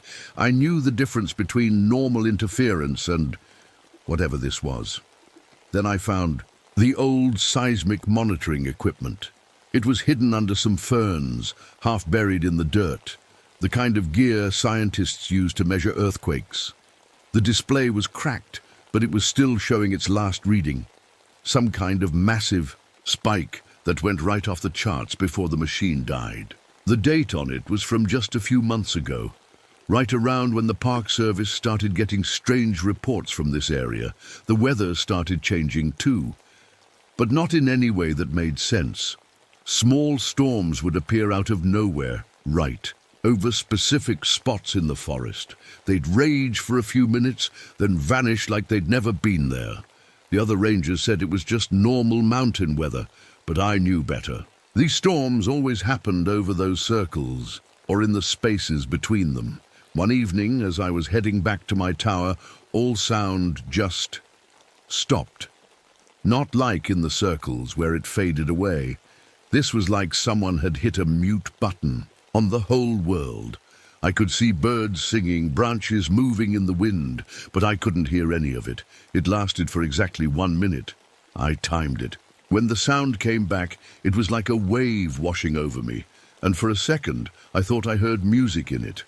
Not normal music, but something that made my teeth vibrate and my head spin. That night, I stayed up late reviewing all my recordings. I played them backward, forward at different speeds. What I found made my blood run cold. In the background of every recording, barely audible, was a pattern, a rhythm. Like something was tapping out a message I couldn't quite understand. I should have reported all of this to my supervisors right away. That's protocol, but something held me back. Maybe it was pride. I wanted to figure this out myself. Maybe it was curiosity, or maybe it was something else. Because by then, I'd started hearing patterns in everything. The rain on my tower's roof, the wind in the trees, even the crackle of my radio. They all seemed to be speaking in a language I was right on the edge of understanding. I didn't know it then, but that was exactly what it wanted. It was teaching me to listen, getting ready to show me things no human was ever supposed to hear. And I, like an idiot, was learning its language one horrifying lesson at a time. Looking back, I can see how it trapped me. Like a spider spinning its web, it drew me in bit by bit. I kept telling myself I was investigating, being scientific, doing my job.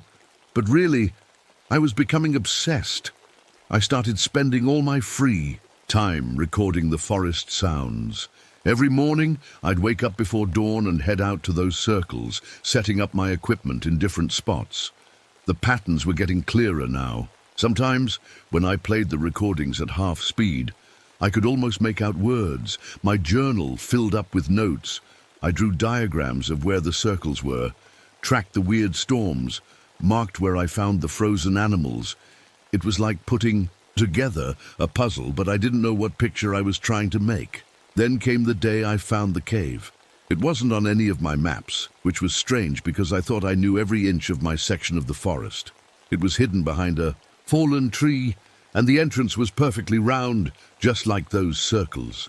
The air coming out of it was warm and smelled like ozone, like the air after lightning strikes. I stood at the entrance for a long time, shining my flashlight into the darkness. My common sense was screaming at me to back away, to radio for backup, to do anything except go in there alone. But then I heard it, a sound like music, but not like any music I'd ever heard before. It reminded me of whale songs, but deeper, stranger. Just a quick look, I told myself, just 5 minutes. I clicked on my recorder and stepped into the cave. The beam of my flashlight showed smooth walls, too smooth to be natural.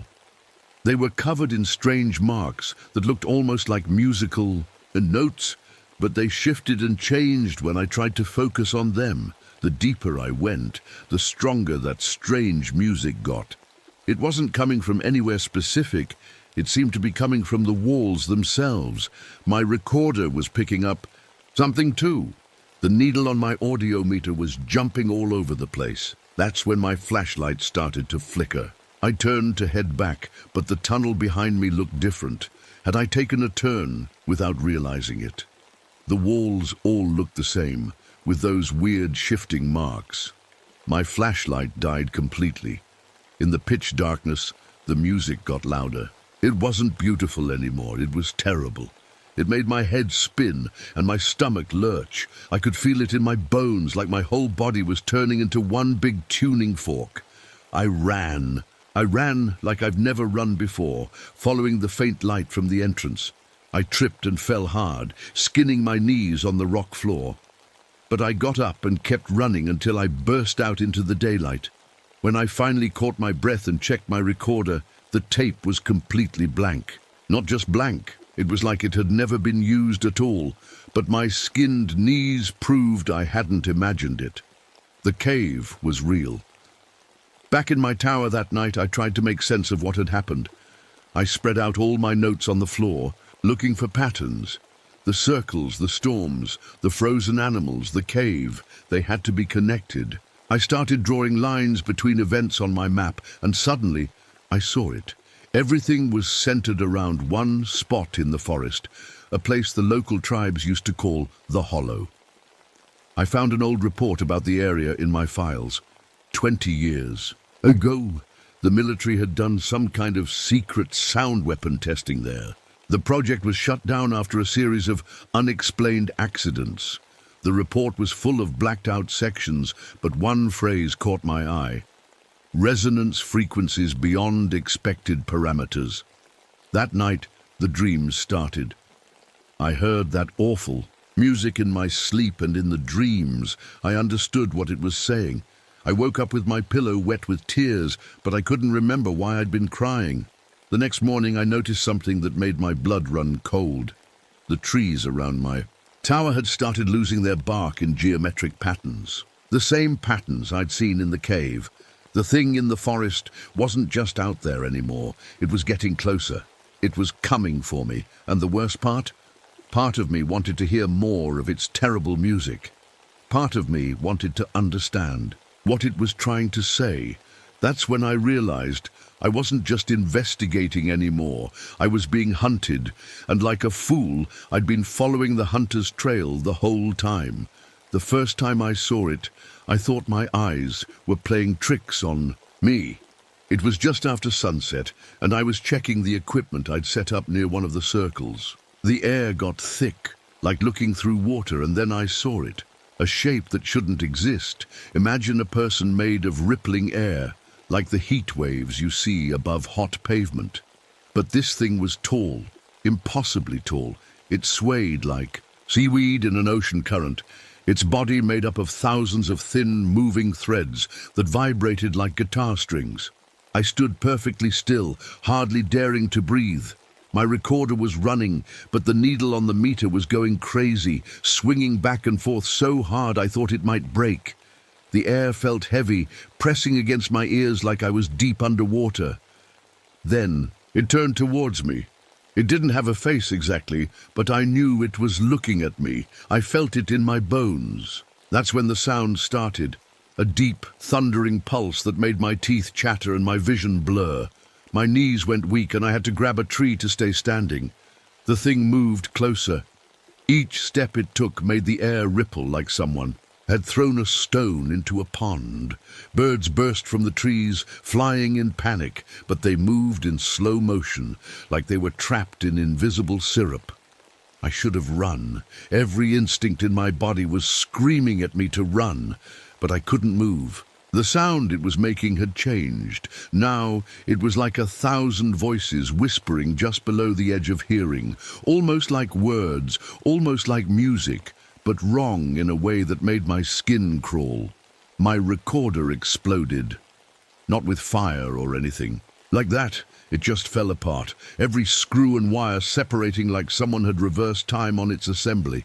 The pieces floated in the air for a moment, then dropped to the ground. That's what broke the spell. I ran. I ran so fast, my lungs burned, crashing through bushes and jumping over fallen logs. Behind me, I heard trees groaning and cracking, their bark peeling off in waves as the thing followed me. I made it back to my tower and slammed the door. Through the windows, I could see the forest moving in ways it shouldn't. Trees swayed against the wind. Shadows stretched in impossible directions, and that sound, that awful, beautiful, terrible sound, kept getting louder. My radio crackled to life, making me jump. Through the static, I heard a voice calling for help. Someone was lost in the forest. Part of me knew it was a trick. The thing was trying to lure me out. But what if it wasn't? What if someone really was out there? I grabbed my emergency kit and opened the door. The forest had gone quiet again, but not the normal quiet of night. This was the hungry quiet I'd first noticed in those circles. My flashlight beam showed empty trails and still trees. No sign of the entity. "Hello," I called out. "This is Ranger Westlake. Is anyone there?" The answer came from behind me. My own voice played back like a recording, but distorted and wrong. "Is anyone there? There." I spun around, and there it was. Right at the base of my tower. Up close, I could see through its body to the trees behind it, like it was made of living glass. The vibrating threads that made up its form were moving faster now, humming with energy. That's when I realized what it was doing. It wasn't just mimicking sounds, it was learning them. Learning how to make them, learning how to use them as a weapon. And I, with my years of sound engineering experience and my special recording equipment, had been teaching it everything it needed to know.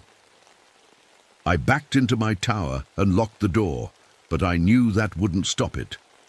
The windows were vibrating, now making a high-pitched whine that got higher and higher until I had to cover my ears. Outside, the thing stood perfectly still, its body rippling like a heat mirage.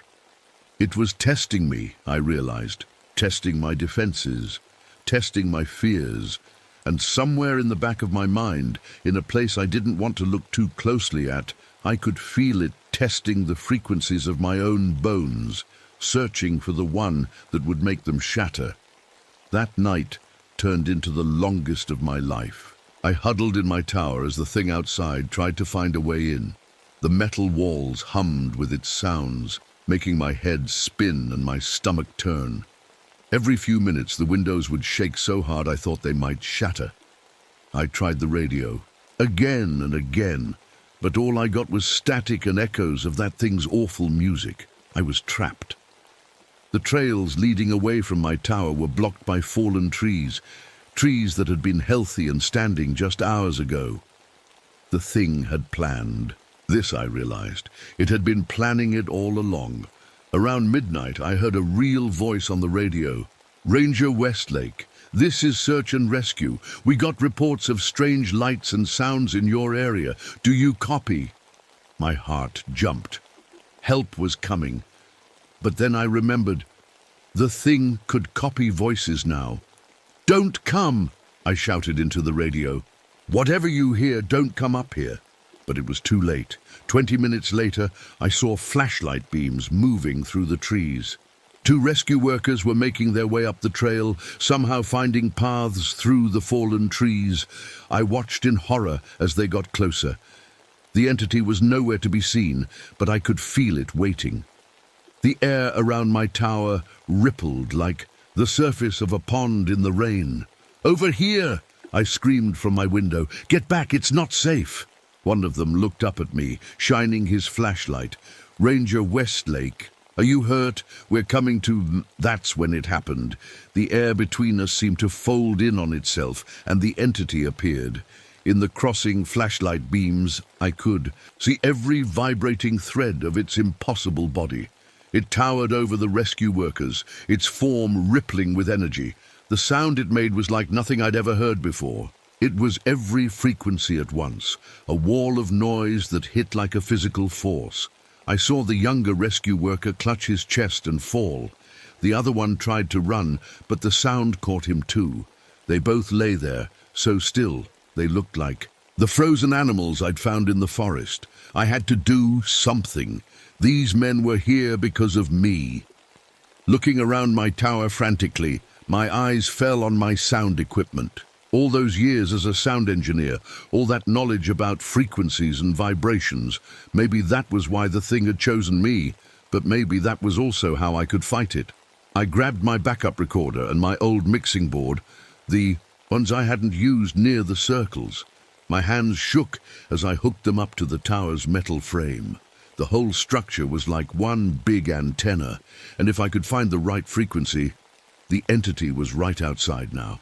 The tower's metal walls groaned under the assault of its sounds. My ears felt like they were full of broken glass, and blood had started trickling from my nose. But I kept working. I thought about what I knew, how it had appeared during storms, how it got stronger near water, how lightning seemed to affect it. Everything had a resonant frequency, a sound that could make it break apart. Even this thing had to follow the laws of physics, right? I turned on my equipment and started cycling through frequencies. Each one made the tower shake differently. The entity's form wavered and rippled faster. It was trying to match my frequencies, to turn them back against me. My head felt like it was going to explode. Blood ran from my ears, and my vision blurred with every new sound wave. But then I saw it. When I hit certain frequencies, the thing's form would distort, its threads tangling up like confused strings. I pushed everything to maximum power, focusing on those frequencies. The tower rang like a giant bell. The entity's form started to come apart, its threads unraveling like a sweater being pulled apart. But it fought back. It sent a blast of sound so powerful it shattered every window in the tower. Glass rained down as I dove under my desk. The mixing board sparked and smoked. I could feel the sound trying to pull my bones apart. That's when the storm hit, a real storm this time, with lightning cracking right above us. The entity's form stretched toward the sky, drawn to the electricity. I had one chance. I grabbed the sparking mixing board and held it up to the broken window into the rain. "Come on," I whispered, "just a little closer." Lightning struck the tower. Electricity surged through my equipment, through the metal walls, through me. The pain was unbelievable. But through my screaming, I heard something else screaming too. A sound so high and terrible, it felt like the world was being torn in half. Then everything went black. I woke up 3 days later in a hospital bed. The doctors told me I was lucky to be alive.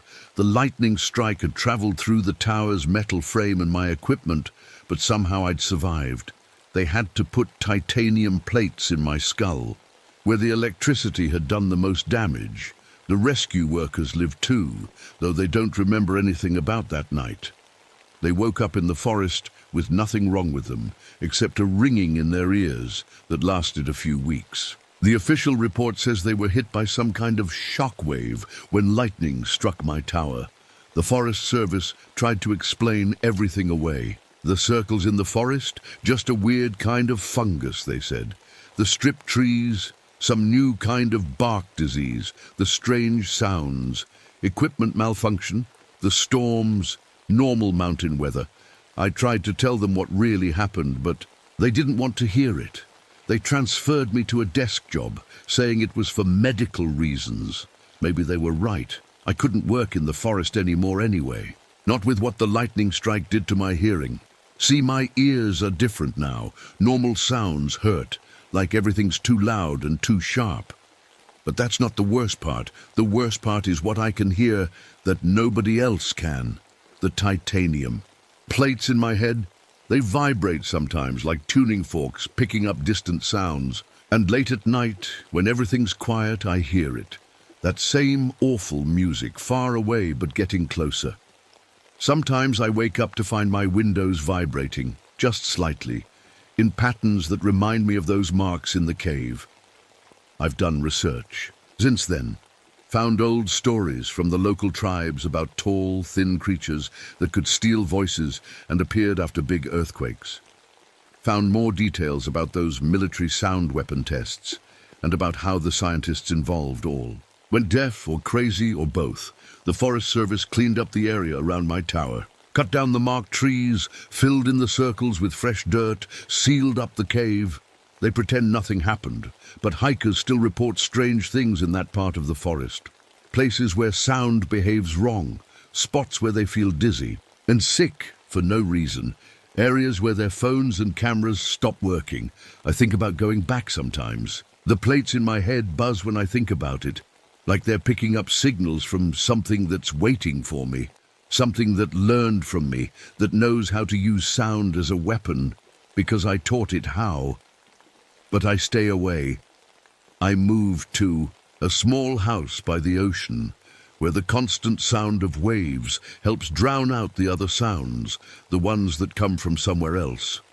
I don't use recording equipment anymore, don't even keep batteries in the house. Some frequencies are better left unheard.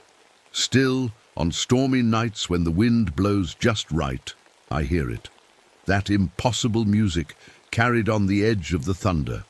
And I know it's still out there in the forest, growing stronger, learning. New sounds, waiting for someone else who will listen too carefully to things they shouldn't hear. So if you're ever hiking in the Olympic National Forest, and you find a perfect circle where nothing grows, or hear music that sounds almost like words, or feel the air start to ripple like heat waves on a cold day, run as fast as you can, and whatever you do, don't stop to listen, because now it knows how to call you, it knows how to make you want to hear more, and once it gets inside your head, it never really leaves. I should know. I can hear it even now as I write this. Getting closer, getting clearer, getting ready.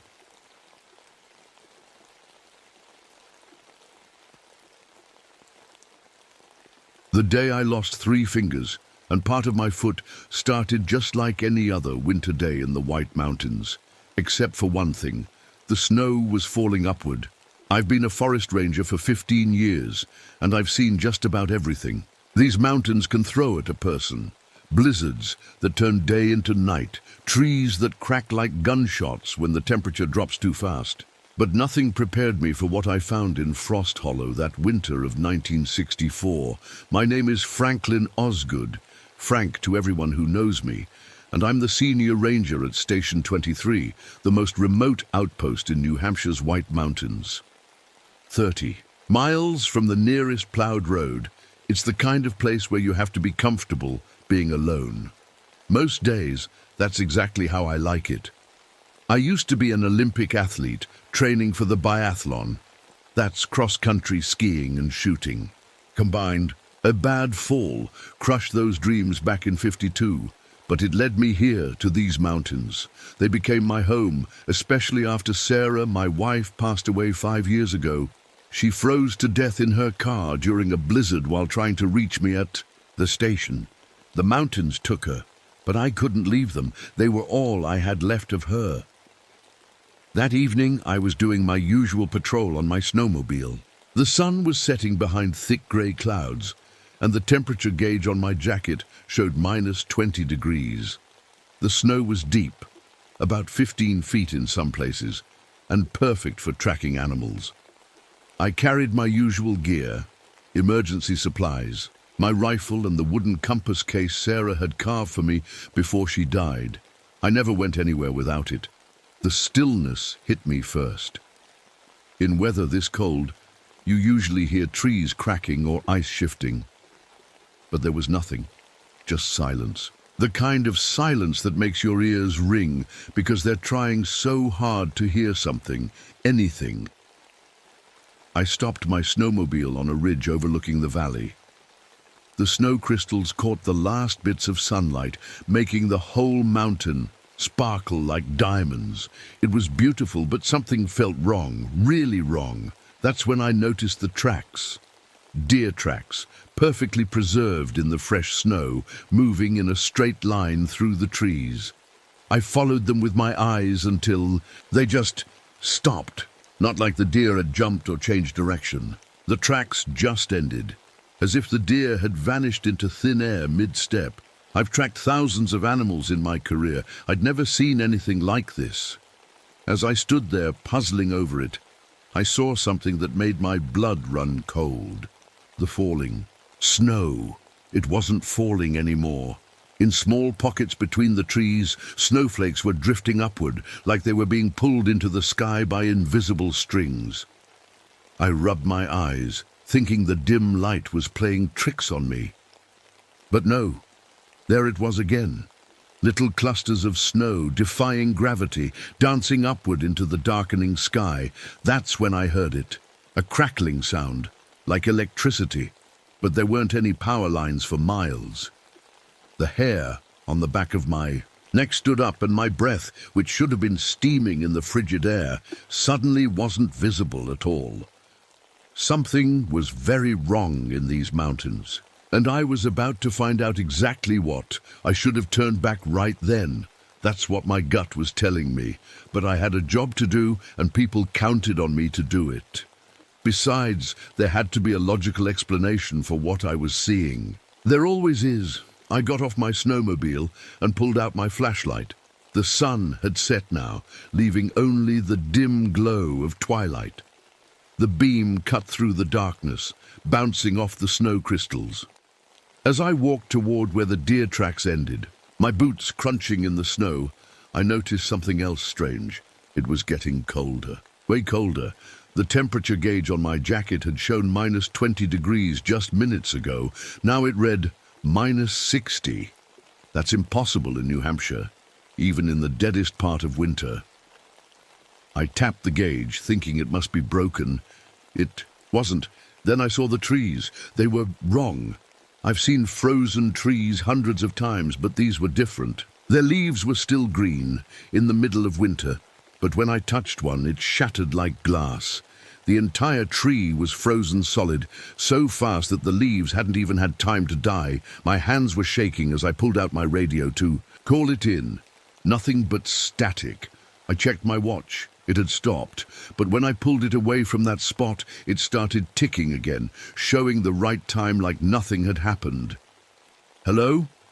I called out, more from habit than expecting an answer. My voice sounded flat in the strange stillness, like the air itself was frozen. That's when I spotted the campsite. It was just visible through the trees, a blue tent half buried in snow. As a ranger, finding an abandoned campsite usually means trouble. But this was different. Everything was perfectly preserved, like someone had just been there moments ago. I approached carefully, scanning the area with my flashlight. No footprints leading away. Just like the deer tracks, any signs of people coming or going had vanished. The tent flap was open. Inside, I found a thermos of coffee. When I picked it up, I could feel the liquid inside was solid, frozen through. The insulation. Next to it was an open backpack with a half-eaten sandwich, a map, and a camera. The camera caught my attention. It was one of those instant types that prints photos right away. A stack of photos lay scattered nearby. I picked them up, shining my flashlight on them. My hands went numb, and not from the cold. The photos showed the campsite during daylight. Normal at first, just trees and snow. But in the background of each picture, in the shadows between trees, there was something. A shape, tall and thin, like a person, but wrong. In each photo, it was closer to the camera. In the last photo, it was at the edge of the campsite, its outline barely visible but unmistakably there. The shape looked like it was made of ice. A crackling sound made me spin around, my flashlight beam cutting through the darkness. Nothing but the cold. It was getting worse. Much worse. My breath should have been making clouds in the air, but I couldn't see it at all. Then I noticed the birds. Crows were circling overhead, at night, which they never do. They were circling something dead in the valley below, but despite the easy meal, none of them would land. They just kept circling, like something was keeping them away. I needed to get back to my snowmobile. Whatever was happening here, I needed backup. But as I turned to leave, my flashlight caught something that made my heart stop. Footprints in the fresh snow. Human footprints. But they were wrong, starting normal at first, then getting longer and longer, stretching out impossibly until they just disappeared. Just like the deer tracks. Just like the missing campers. The crackling sound came again, closer this time.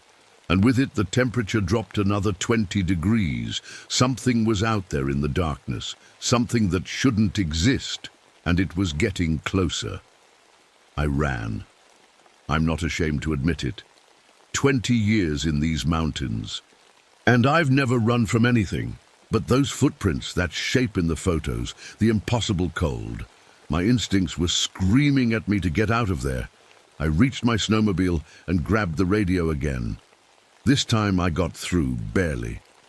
Static filled most of the transmission, but I heard Kevin's voice. He's the new forest technician who started last month. Frank, that you? You're breaking up. Kevin, listen carefully, I said, trying to keep my voice steady. Something's wrong up here in Section 7. I need you to... The radio went dead. Not just dead, it was frozen solid. Frost was creeping across. It like living things, spreading in strange patterns I'd never seen before.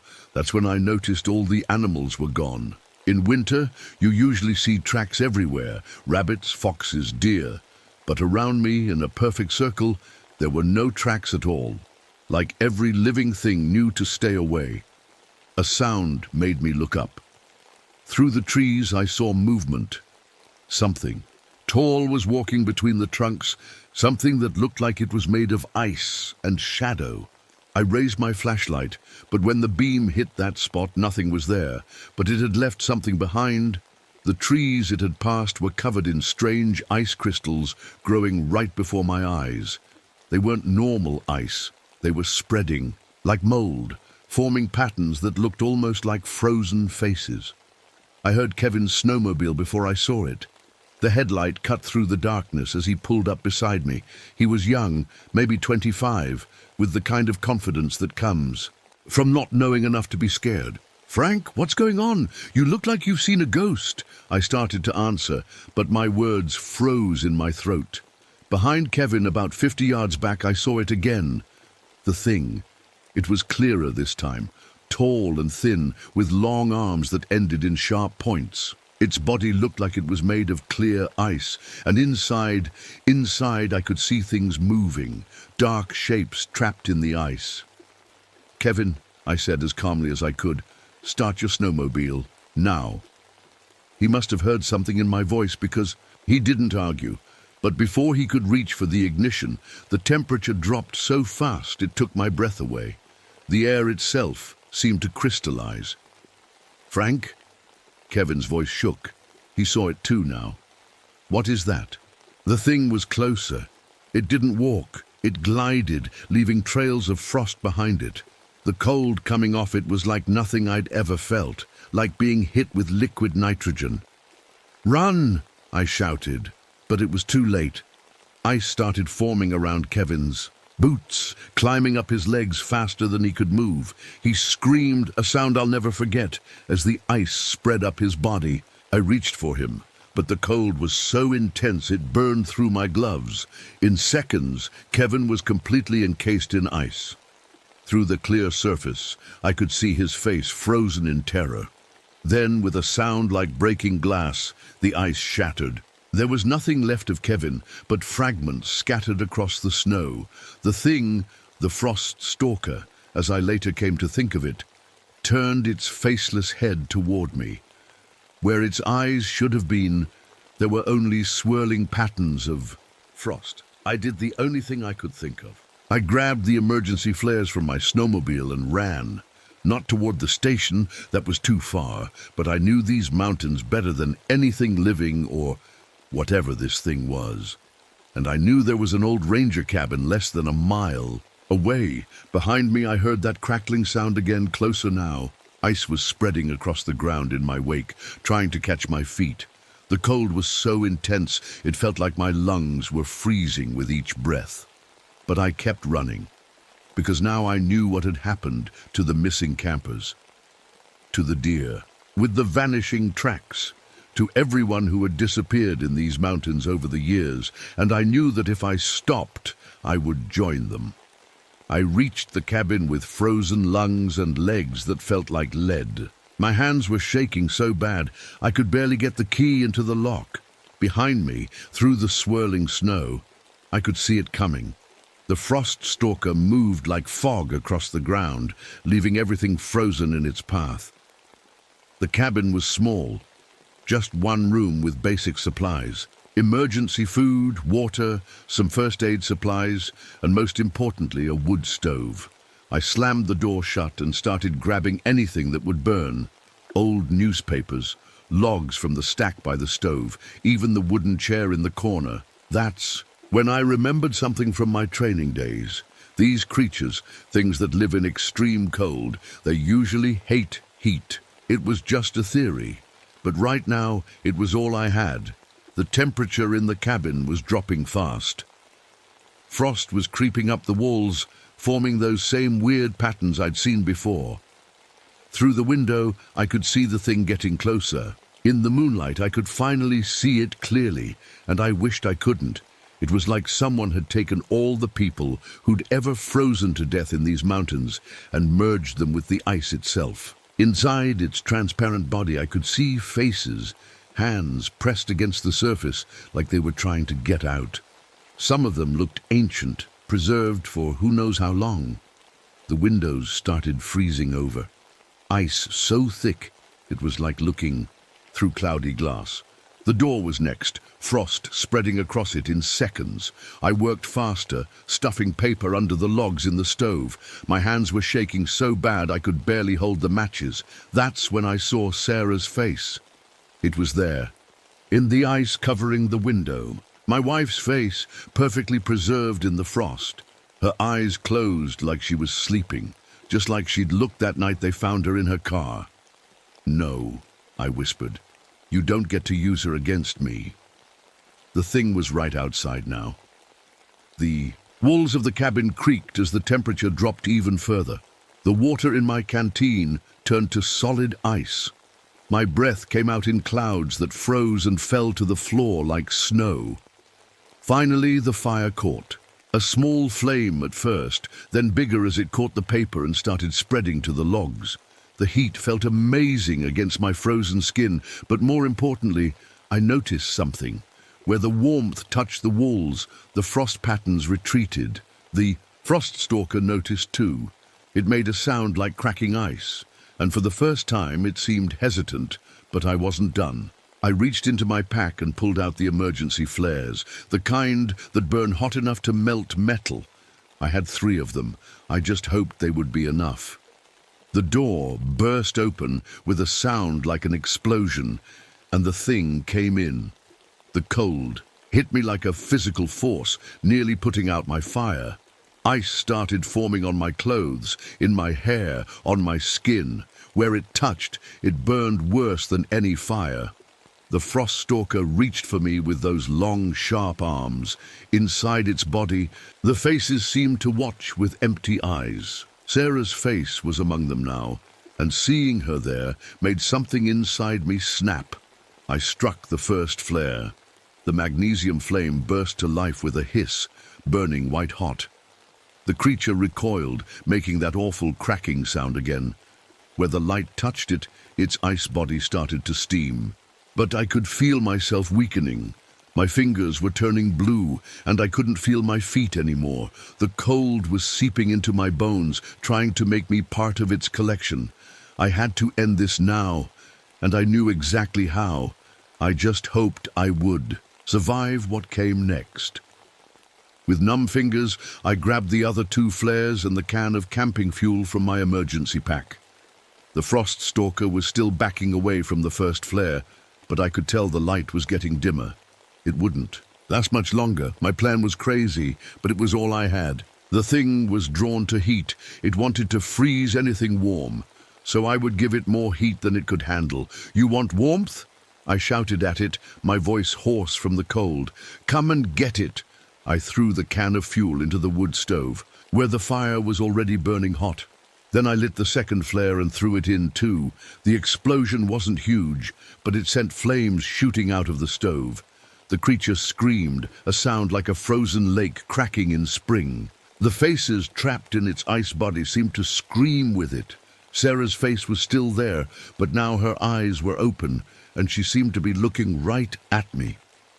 "I'm sorry," I whispered, though I wasn't sure if I was talking to Sarah or to myself. The cold was so bad now I could barely move. Ice was forming on my eyelashes, making it hard to see. My fingers were turning black with frostbite, but I had 1 flare left. The frost stalker was moving toward me again, recovering from the shock of the fire. Its icy body was changing, growing, larger, sprouting new sharp points like a crystal, growing in fast motion. The faces inside swirled and changed, dozens of them now, all screaming silently. I waited until it was almost on top of me. The cold was so intense I felt like my blood was turning to ice. My legs wouldn't move anymore. They were frozen to the floor. This was my last chance. With everything I had left, I struck the final flare and threw it. Not at the creature, but at the pile of logs next to the stove. Logs soaked in spilled camping fuel. The cabin exploded into flames. The heat was incredible, like being inside the sun. The frost stalker reared back, its ice body starting to melt and crack. The faces inside it twisted in what looked like pain. Sarah's face was the last one I saw before the creature's form began to break apart, but the cold was fighting back. Ice and fire battled for control of the cabin, steam filling the air until I couldn't see anything. I could feel my frozen fingers cracking, my feet burning with frostbite, even as the flames roared around me. Through the steam and smoke, I saw the frost stalker beginning to collapse. Pieces of it were falling away, melting, revealing the dark. Shapes inside, but as it fell apart, it reached for me one last time with those sharp, icy fingers. I felt them touch my hand, my foot. The pain was unbelievable. Then the roof collapsed in a shower of burning logs and snow, and everything went black. The last thing I remember was Sarah's face, not frozen in ice anymore, but smiling like she used to on warm summer days. Then the darkness took me, and I thought that was the end. But it wasn't. Not quite. They found me 3 days later, half frozen in the ruins of the cabin. The rescue team said it was a miracle I survived. The doctors said the same thing when they had to remove 3 of my fingers and part of my left foot due to frostbite. The official report blamed everything on a freak storm and an avalanche. They said the cold temperatures messed with my head, made me see things that weren't there. They had explanations for everything. The frozen trees, the missing campers, even. Poor Kevin. Nature can be cruel, they said. Sometimes things happen that we can't explain. But I know what I saw. After I got out of the hospital, I started digging through old records. I found reports going back to the 1860s, when the first logging camps were set up in these mountains. The loggers had stories about something they called the winter that walks. Every 25 to 30 years, people would go missing in the same valleys. They'd find abandoned camps, frozen solid in strange ways, just like what I saw. I went back to work as a ranger, but I don't do winter patrols anymore. Can't really, with my missing fingers and bad foot. They ache something fierce whenever the temperature drops below freezing, like they remember what happened that night. The Forest Service built new emergency shelters all through that area. They're better stocked than usual. Lots of emergency supplies, extra heating equipment. They say it's because of the dangerous weather up there, but I noticed they put in more than just the usual supplies. There are magnesium flares in every shelter, industrial heaters, things that make lots of heat. Sometimes on cold winter nights, I look out my window toward Frost Hollow. The Weather Service says the temperatures up there are getting colder every year, breaking records that have stood for decades. When I hear that, I think about the thing I saw, with its body of living ice and all those faces trapped inside. I think about how it didn't die that night. Not really. The heat drove it back, melted its form, but I know it just retreated deeper, into the mountains, waiting, growing stronger as the winters get colder. Last week, a hiker reported seeing snow falling upward in one of the valleys. The same valley where they found an empty campsite, everything frozen solid. The Forest Service closed that area, saying there was a risk of avalanches. But I know better. I keep Sarah's compass case on my desk now. Sometimes when I look at it, I remember her face in that thing's icy body. But more often I remember her smile, the way she loved these mountains despite their dangers. She used to say that the most beautiful places are often the most dangerous. To anyone reading this who might venture into those mountains in winter, if you see snow falling upward, or find tracks that end in nothing, or feel a cold that burns, deeper than any natural chill, run. Run as fast as you can toward warmth and light, because the winter that walks is still out there, and it's getting stronger.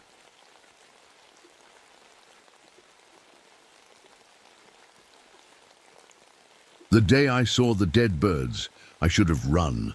But 25 years of being a ranger had taught me to trust science over fear. That was my first mistake. I remember that evening like it was yesterday. The sun was setting over the Okefenokee swamp, turning the usually brown water into sheets of blood-red glass. I was in my patrol boat, doing my final rounds before dark. The air was thick and hot, the kind of heat that makes your clothes stick to your skin like wet paper.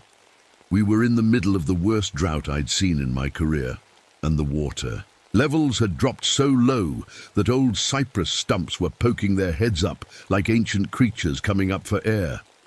My name is Michael Tanner. I'm a ranger here in the Okefenokee, though most folks just call me Mike. At 42, I've spent more time with alligators and water snakes than I have with people. That's fine by me.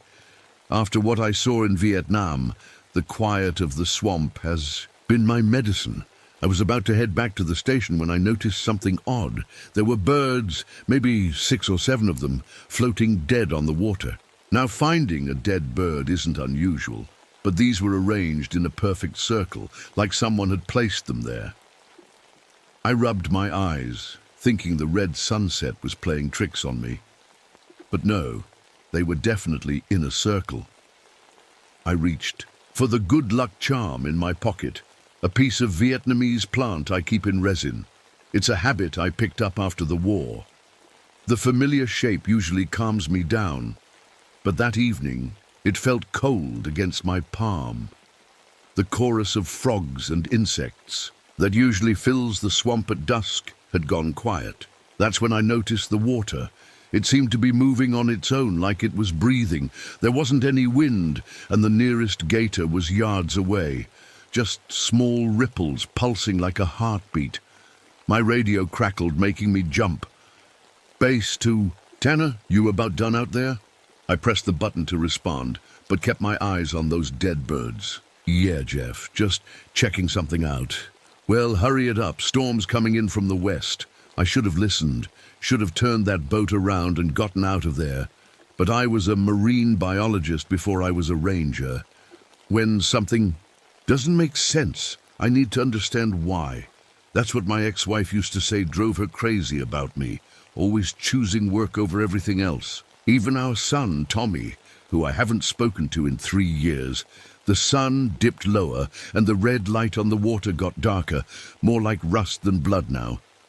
I started my boat's motor, but instead of heading back, I moved closer to those birds. The water around them had a strange smell, like old pennies left in the sun.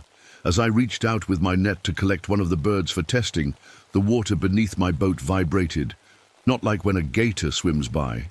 This was different. It felt deliberate, like something down there knew I was there, and that's when I heard it, a sound I'd never heard in 25 years of working these waters. A deep, wet sound, like someone slowly pulling their boot out of thick mud, but amplified 100 times. It came from somewhere in the darker water beyond the dead birds. I pulled my hand back from the water so fast I almost fell over. The sound came again, closer this time, and as the last red light faded from the sky, I swear I saw something move under those dead birds. Something big enough to make my 18-foot boat feel very, very small. Looking back now, I realized that was the moment everything changed. The moment the swamp I thought I knew so well started to reveal its true face. If I had known what was coming, the horror that was waiting in those dark waters, maybe I would have done things differently. But I didn't know. How could I? I was still thinking like a scientist, not a survivor. And in the Okefenokee, that's another mistake that can get you killed. I tried to convince myself that what I'd seen was nothing. Maybe I was just tired.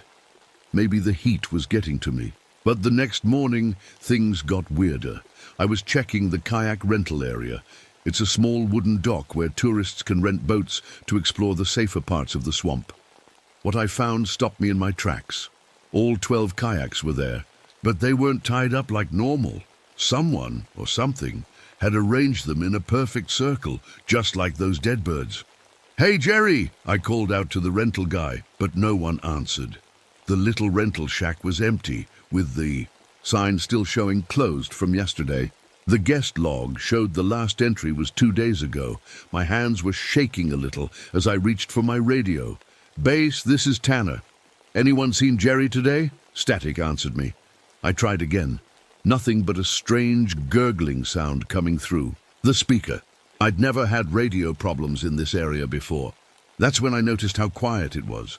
Usually, this part of the swamp is full of life. Alligators sunning themselves on the banks, snakes swimming through the channels, birds everywhere. But there was nothing. The animals had left. I got in my boat and started checking the nearby camping areas. At the first sight, I found something that made my stomach turn. A tent was half sunk in the water, but the weird part was how it looked. The bottom half that had been in the water was dissolved. Not torn, not ripped, dissolved like someone had poured acid on it. The edges were all purple-red, and when I touched them with a stick, they felt slimy. The smell hit me next, like old metal and rotting plants mixed together. It was coming from the water, which had a strange shine to it, almost like oil, but clearer. I'd tested these waters 1,000 times, but I'd never seen anything like this. I found a waterproof camera floating nearby. My hands were trembling as I checked the photos. Most were normal tourist shots, sunsets, birds, alligators. Then I got to the last photo. My blood went cold.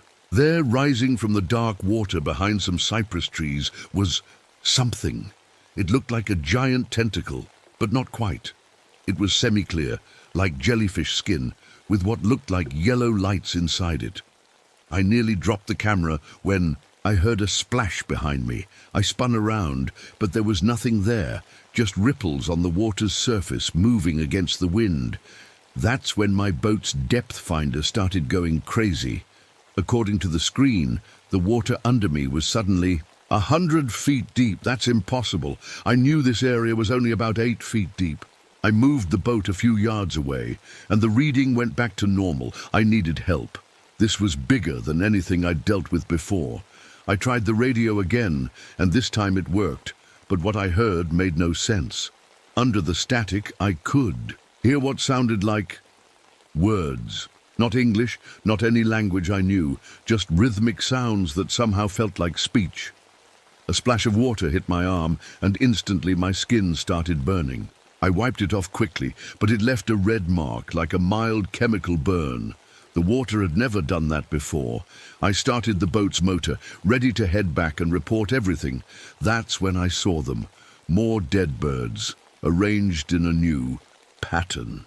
This time, they formed an arrow, pointing deeper into the swamp, toward the area we call the deep water.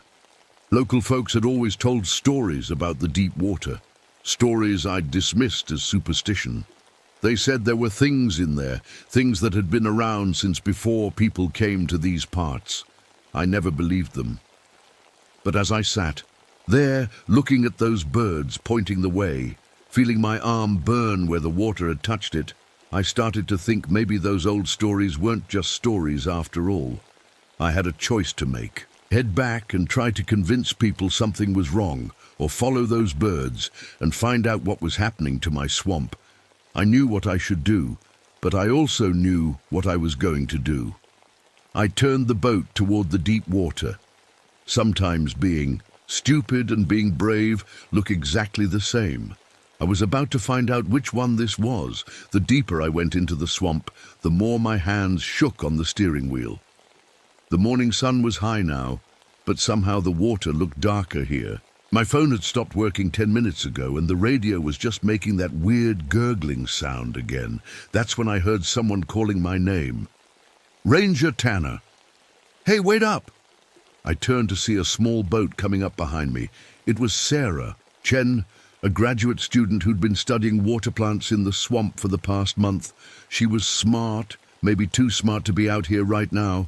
Sarah, you shouldn't be here, I said. But she just pulled her boat up next to mine. I've been trying to call you, she said, holding up her dead phone. Something weird is happening to my research sites. All my sample plants are dissolving, and the water readings are all wrong. Before I could answer, we both heard it, that wet, sucking sound I'd heard yesterday, but louder. Much louder. What was that? Sarah whispered. I don't know, I said, but we need to. The rest of my words died in my throat. About 50 feet ahead of us, something broke the surface of the water. At first, I thought it was a log, but logs don't glow, and they definitely don't move like this thing did. It was huge, maybe as long as my boat. Its skin was almost see-through, like dirty glass, and inside I could see things moving, pulsing. Yellow lights dotted its body like eyes, and there were these arms, I guess you'd call them, but they didn't look like any arms I'd ever seen.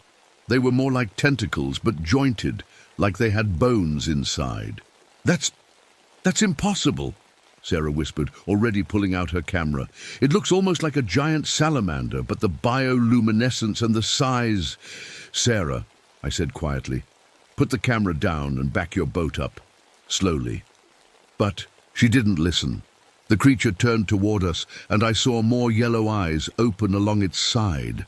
The water around it started to look strange, thicker somehow, with a purple tint that spread out like spilled ink. That's when the headache hit me. It felt like my brain was trying to swim in my skull. I started seeing things that couldn't be there. Underwater cities made of coral, strange creatures swimming through ancient seas, civilizations that existed before humans walked the earth. "Sarah!" I tried to shout, but my voice came out slurred. "Get back!" She was holding her head too, but still fumbling with her camera. "But this is incredible. We need to document." The thing moved faster than anything that big should be able to move. One of those jointed tentacles shot out of the water and wrapped around Sarah's boat. The metal started sizzling where it touched. I grabbed my flare gun, the only weapon I had, and fired. The red light seemed to hurt it. The creature let go of Sarah's boat and sank beneath the surface, but I knew it wasn't gone. The water was still thick and purple all around us. "Start your motor," I told Sarah. "We're leaving, now." But when she tried, nothing happened. The metal of her outboard motor was partially dissolved, dripping like melted wax. "Get in my boat," I said, already reaching for her. "Quick!" She jumped across just as her boat started to sink, eaten away by whatever chemical that thing had released. Into the water. As I turned my boat around, I saw movement everywhere beneath the surface. Not just one creature, many. Or maybe it was all the same creature spread out through the water somehow. The hallucinations were getting stronger. I kept seeing ancient things, terrible things, rising from the depths of time itself. Sarah was clutching my good luck charm. I must have dropped it when I helped her in. "The Native Americans," she said, her voice shaking. "They had stories about something in the deep water. They said it slept most of the time, but when the waters got low, it wakes up," I finished. I'd heard the stories too, but I'd never believed them. Now I was wishing I had. My boat seemed to be moving slower, like the water was turning to syrup. Those yellow eyes were following us beneath the surface. And ahead, through my blurry vision, I could see something that made my heart stop. A wall of floating plants and debris blocking our escape route. The thing in the water wasn't just hunting us, it was trapping us, and somehow, deep in my bones, I knew that what we'd seen so far was nothing compared to what was coming next. The wall of plants ahead of us was too thick to break through. Behind us, those yellow eyes were getting closer. I could feel Sarah shaking next to me as I tried to think of a way out. "There," she pointed to a narrow gap between two cypress trees. "Maybe we can get through there?" I turned the boat, but as soon as we got close, I knew something was wrong. The water there looked different, clearer, prettier even, but my arm was still burning from where that water had touched it earlier. "It's a trap," I said, turning away. "That thing is making the water look safe, like a Venus flytrap, making itself pretty to catch bugs." We heard that wet, sucking sound again, closer now. Sarah grabbed my arm. "Look!" Through the trees we could see a small wooden dock. It was old and half broken, but it was land, real solid land. "If we can get to that dock," I said, "maybe we can."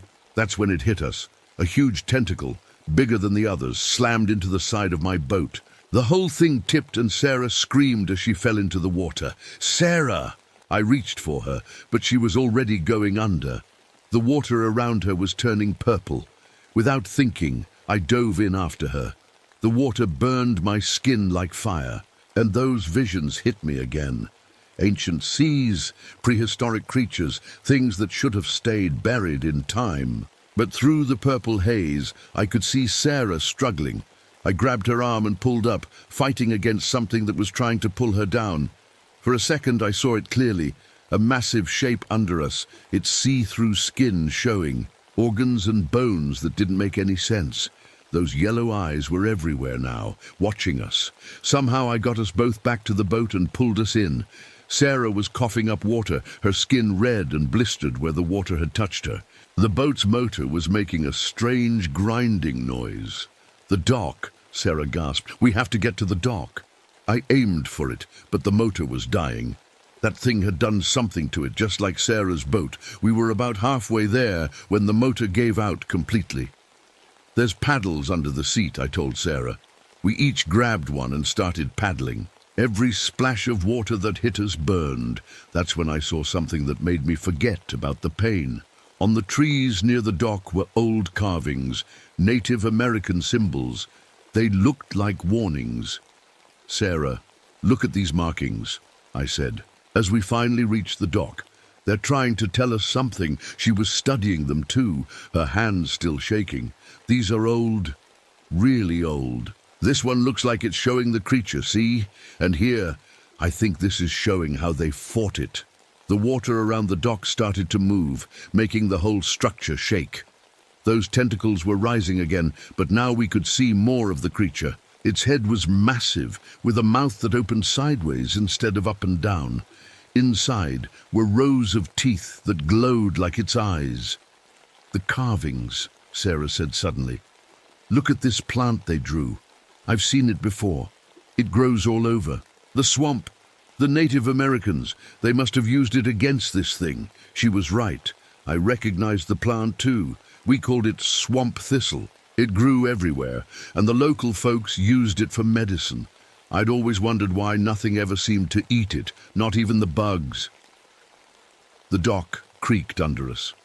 One of the tentacles had wrapped around a support beam, and the wood was starting to dissolve. "We need to get to higher ground," I said, "away from the water. If we can just—" The whole dock shifted. Sarah lost her balance and fell against the railing. I heard the wood crack. "Sarah, don't move."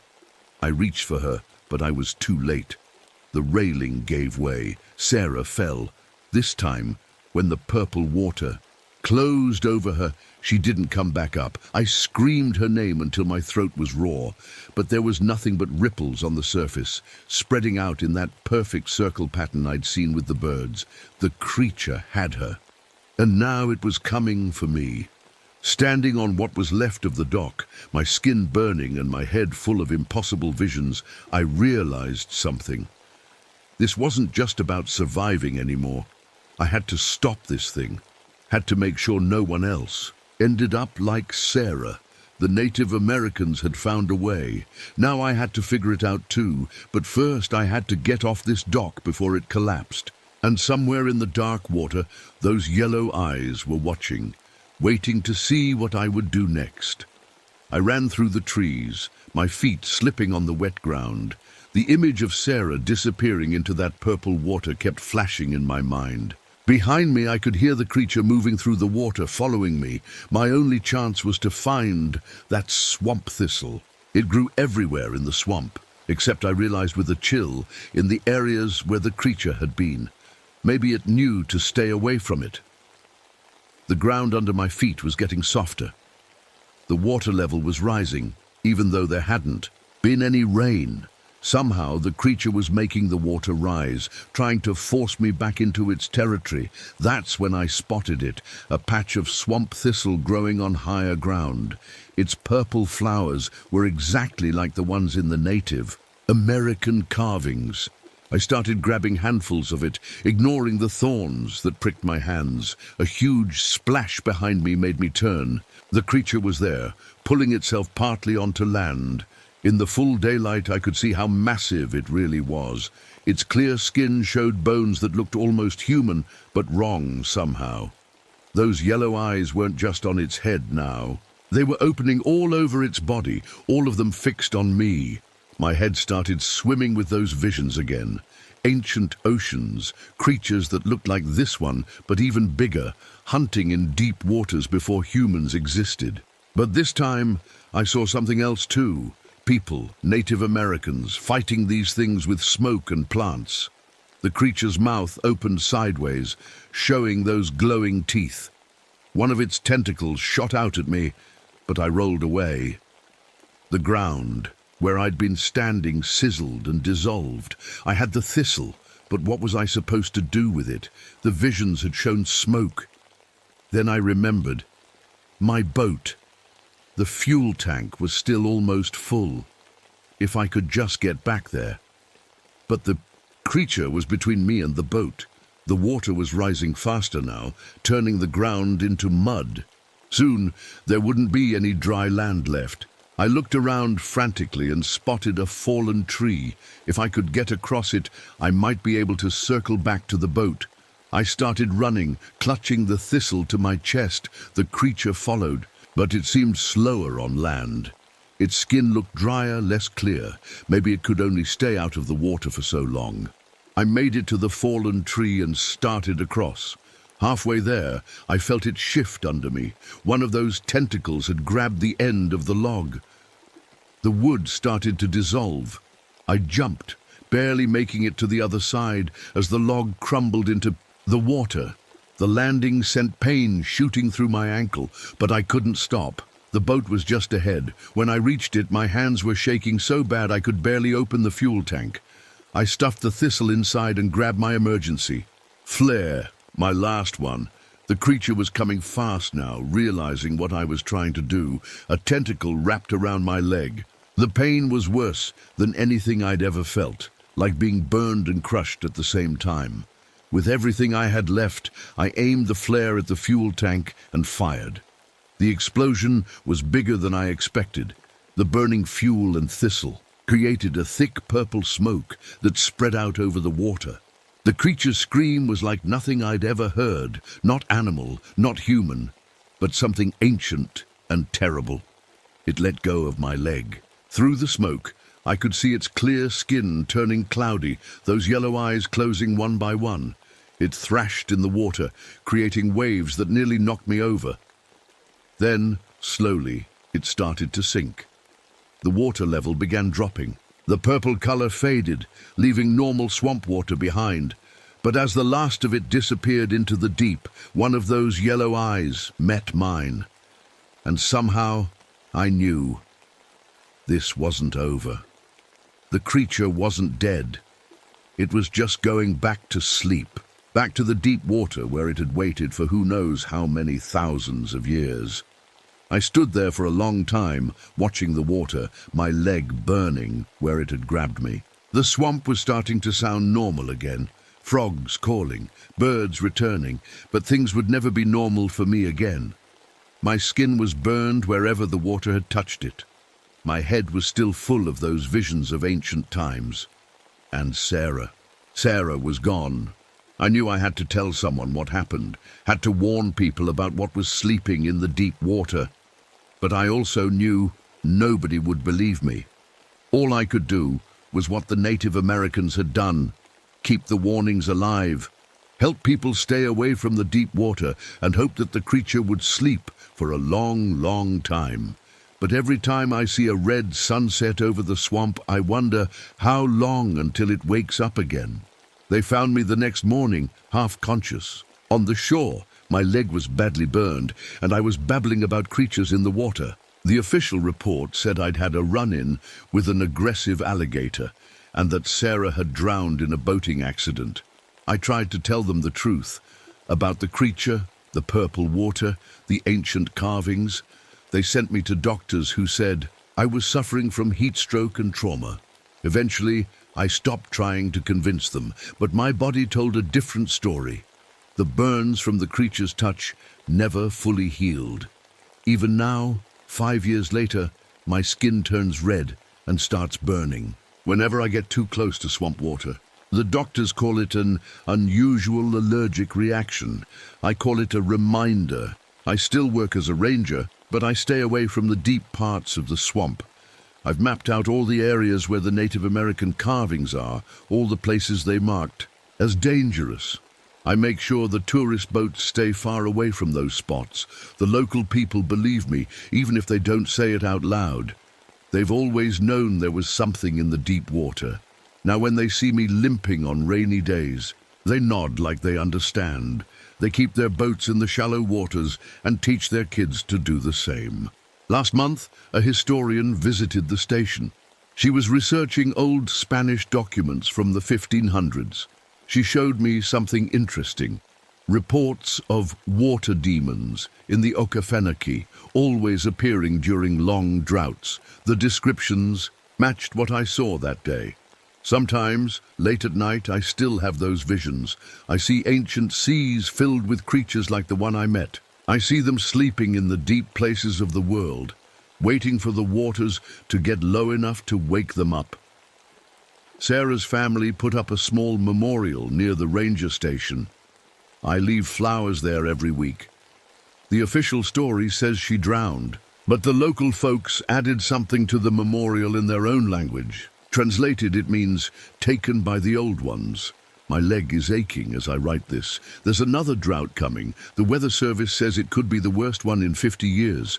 The water levels are dropping fast. Yesterday, I found 3 dead. Birds floating in a circle near the dock. I've started gathering swamp thistle, keeping it dried and ready. I've marked all the safe paths out of the swamp, and I've made copies of those old Native American carvings, just in case, because the thing about ancient creatures is they're patient. They can sleep for hundreds of years, waiting for the right moment to wake up. And when they do wake up, they're hungry. So if you ever find yourself near the Okefenokee, especially during a drought, stay in the shallow water. And if you see the water turning purple or spot something with yellow eyes watching you from below, run as fast as you can, because I won't always be here to warn people. But that thing in the deep water, it's not going anywhere. It's just waiting for the water to get low enough again, waiting for someone to venture too far into its territory, waiting to wake up. And next time, I don't know if swamp thistle and boat fuel will be enough to put it back to sleep.